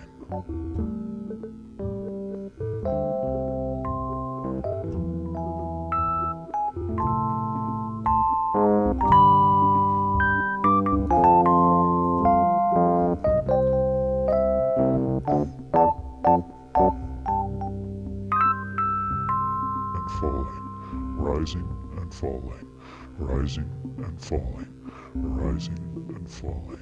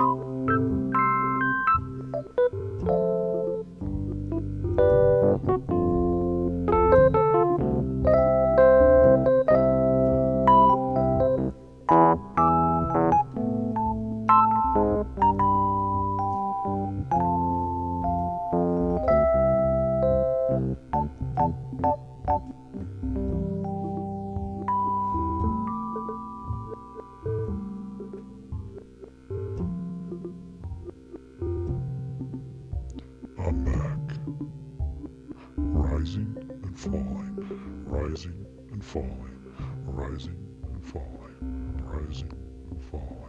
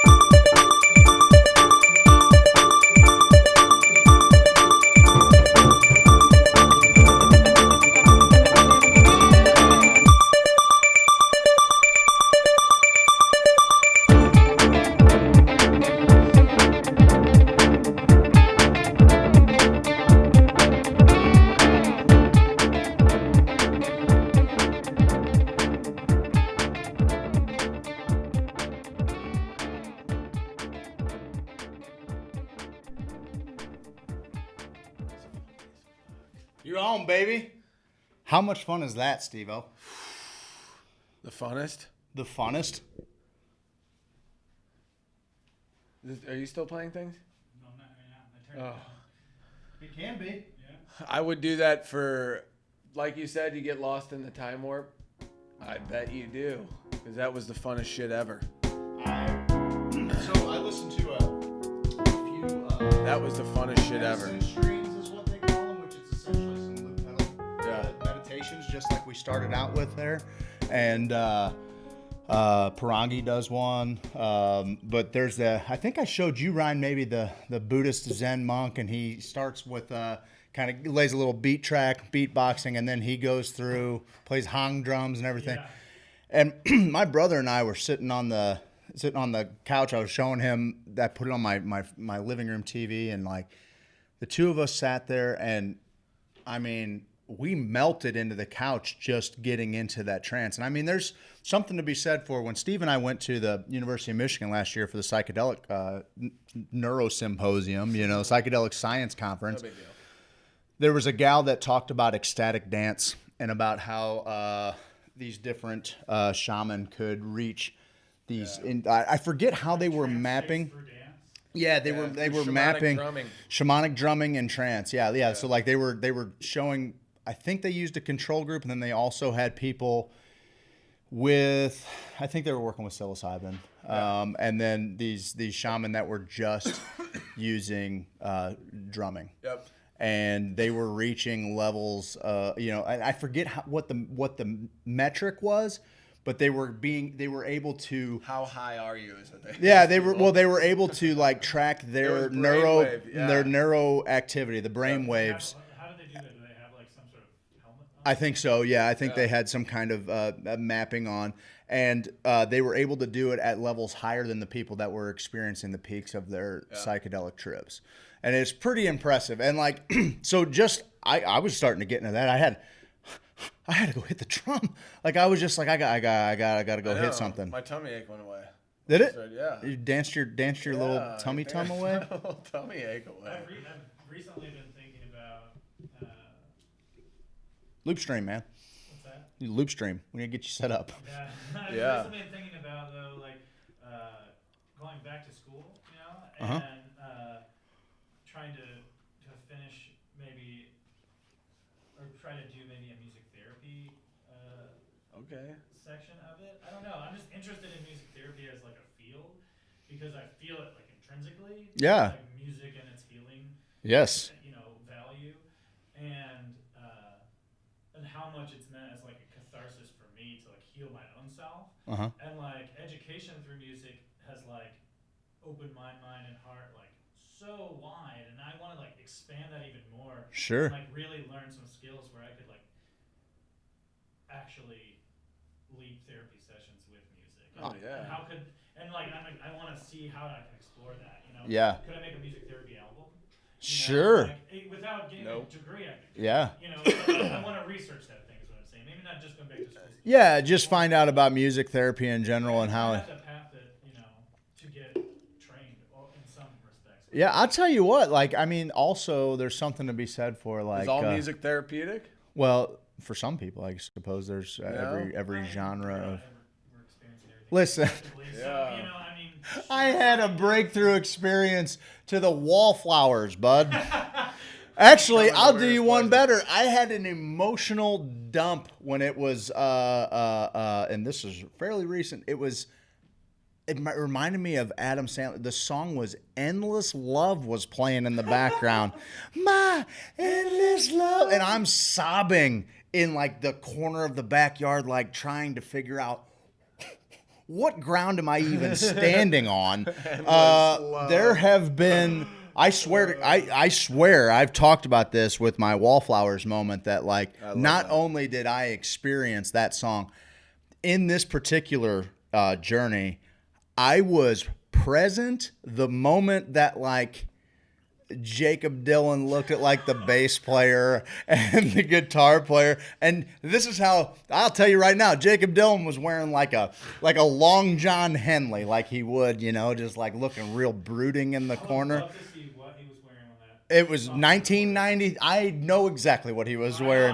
I swear, I thought the same thing. It's like if I wrote Jacob Dylan a letter and said, "Hey man, when you wrote, you have to." Like, I'm going to. You have when you to. wrote 6th Avenue Heartache, what were you wearing and where were you recording it? Because I'm pretty sure I witnessed one of your most intimate moments of your life as just a barfly, where I was like, it was awesome. This is when you taught me the word Lebenskunst. Oh yeah. This is where you taught me Lebenskunst, because what I witnessed in that moment wasn't just like a super popular song that a lot of people loved, including myself. I saw the moment where the song clicked for the band. Yes. And they were like just sitting in a groove, like we might have something here. That's the moment I was present for, and I'm not sure how the hell I got there. It was like my phone booth just dropped into their fucking recording studio, and it was one of those things where I came out of it and I was like, well, that was... I don't think I could have imagined all of those details. Why? What is going? Wow, whoa, wow, wee! Like, what's going on? So, to say that all medicine is therapeutic, just know that I have had music. You mean? I have what all therapy is music. Yeah, all therapy is music. All music is therapy. I have had moments that I would have never guessed that song was going to play the soundtrack for an emotional release or an emotional graduation or a spiritual graduation. Like, so yeah, I'm big on the theory that music is just up here kind of floating around in the ether and people pull it down. It's like the field of love that Ram Dass talks about. It hovers above us, and at any point you can pull some down and give it to someone else. Yes. It's always there. Yes. Yeah, it feels the same. And I think that like I always get into this like strain of thought where I'm thinking about language and how it doesn't do certain things justice, you know? Like I could say the word love to you, and you know that 4-letter word, and you know right away like what we're talking about, but like it doesn't do justice to the like pure emotion of it. The same thing with life, right? Sure. It's just these little, we've like compartmentalized it into these Sure. 4 simple letters that we've given value to, and it's supposed to, you know, express this thing that has been marketed to us over and over. But like even still, like I think that like aside from the modern marketing and all of that, it's just like, you know, trying to condense an emotion into one word. Yeah. And like I feel that way with life, death, love, and music is right there for me. Yeah. As far as the same way. I feel a sneeze coming on. No, that was, I mean, that's. But also, like, what you were saying too is like, I am a person that regularly, like, I will be listening to a song, and I'm not talking about like a sad song or like something that's really tugging on my heart. I could be listening to like a piece of instrumental funk music, and this happened to me like last week. You know, I was like just sitting at the table, and like I was like, God, this song is so good. This part is so good, and then I just started weeping.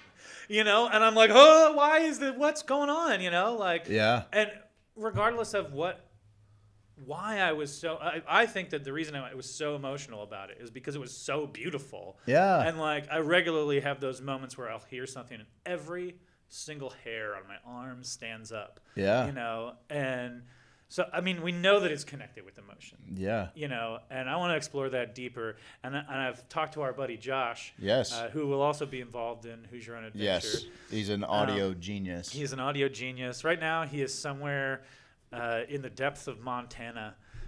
He's been out on quite a journey out there. Cool. So, but we talk a lot about using frequencies in the music. And, like, how can we use, like, for instance, like 442 hertz? You know, how can we use these different vibrations that we know have certain effects on the brain? And how can we incorporate that into our music?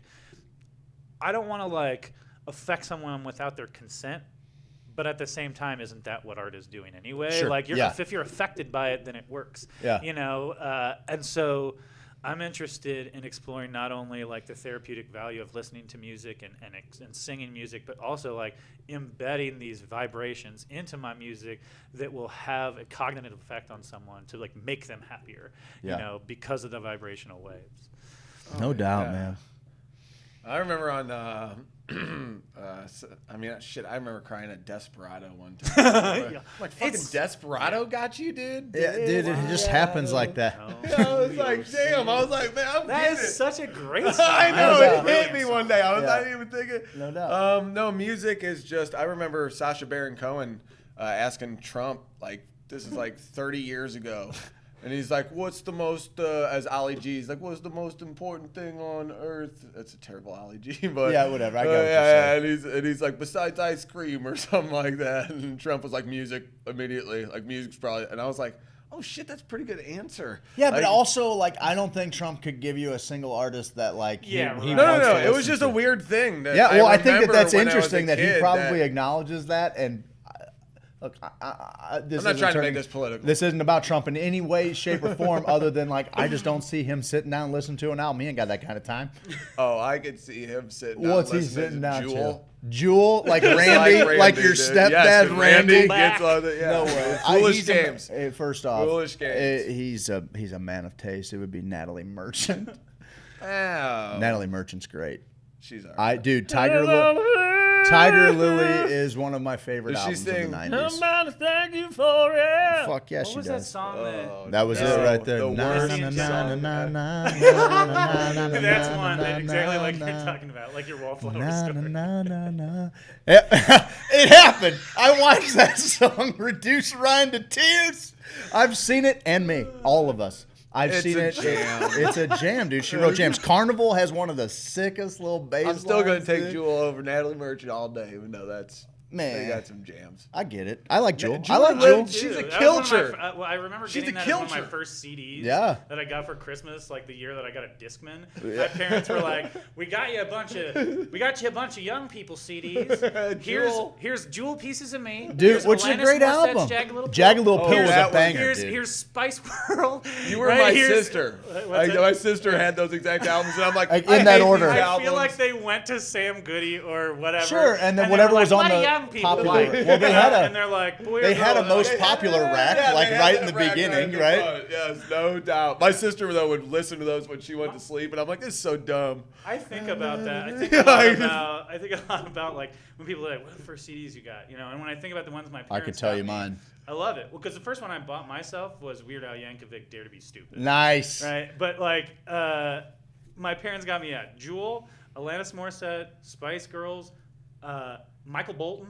Again, coming up. Yeah. Elvis's Greatest Hits. I didn't like that. How can we be lovers if we can't be friends? Oh, yeah, that was the real banger, bud. Had a little something to it. I remember I lost. What Living was on a your Prayer. first CD?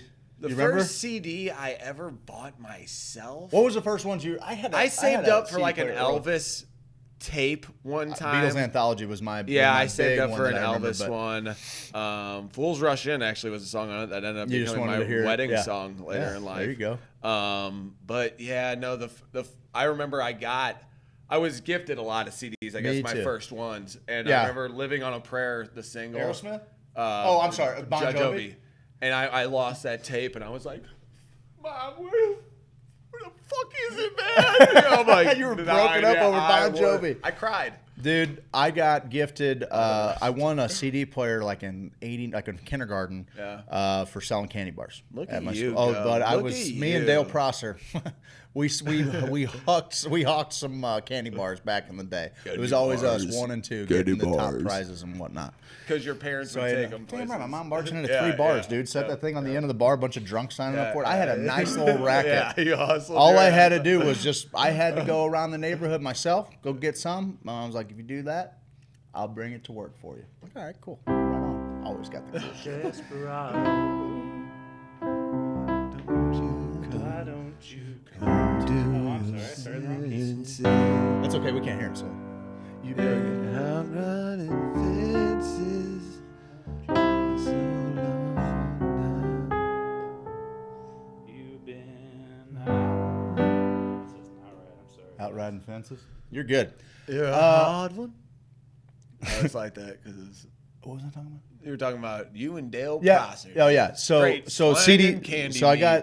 got a CD player pretty young, and then I BMG or Columbia House. Oh God, my sister. My got mom was owned big by on that, them. so like I had every CD on the sun. The first 4 that I got were Aerosmith, Permanent Vacation, Billy Idol, Vital Idol. Good for you. Whitesnake Greatest Hits. Okay. And Supertramp Greatest Hits. Wow. So. Wow. I was so into Supertramp throughout my. I mean, that was They're my jam. great. Still They're to this great. day, when Bloody Well Right comes on, I'm like, hey, Right, everybody, right. shut up! I gotta hear this song. That's how I'm at with Supertramp. Those are my first 4. The first one I remember like asking for and getting. My Uncle Glenn got it for me. It was Soul Asylum Grave Dancers Union. Yeah. I got the That was like Fugees. 91, I was 92. pumped about it. I remember for Christmas I got the Fugees, and I was like, hell yeah, with the Fugees. My parents figured it out.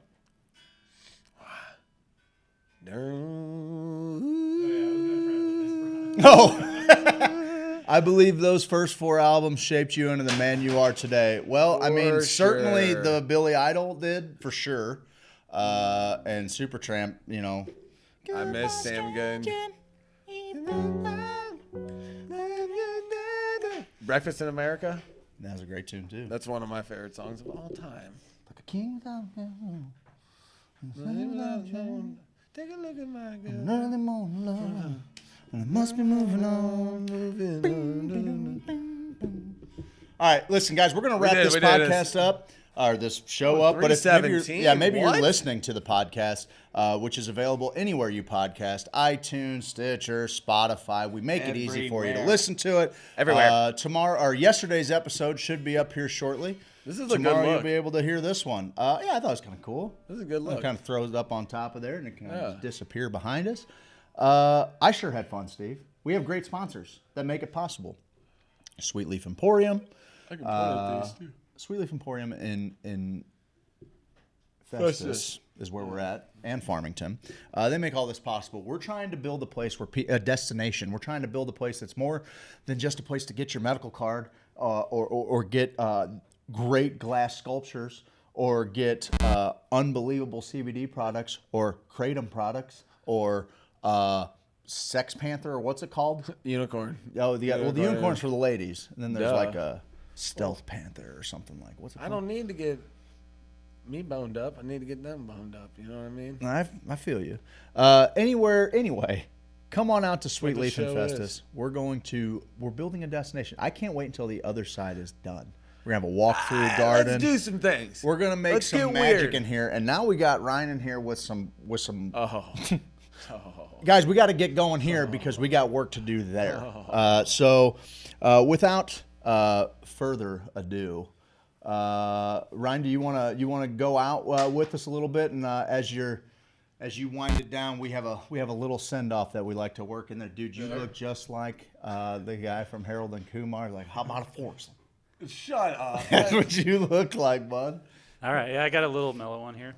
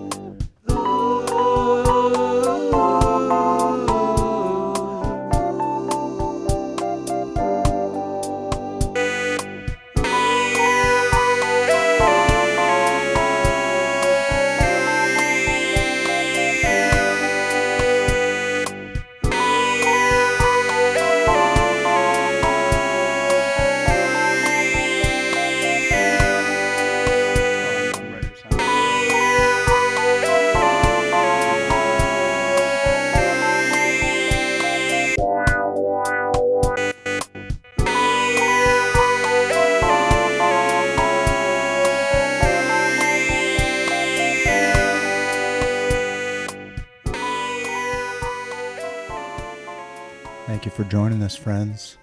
And as always, cowabunga.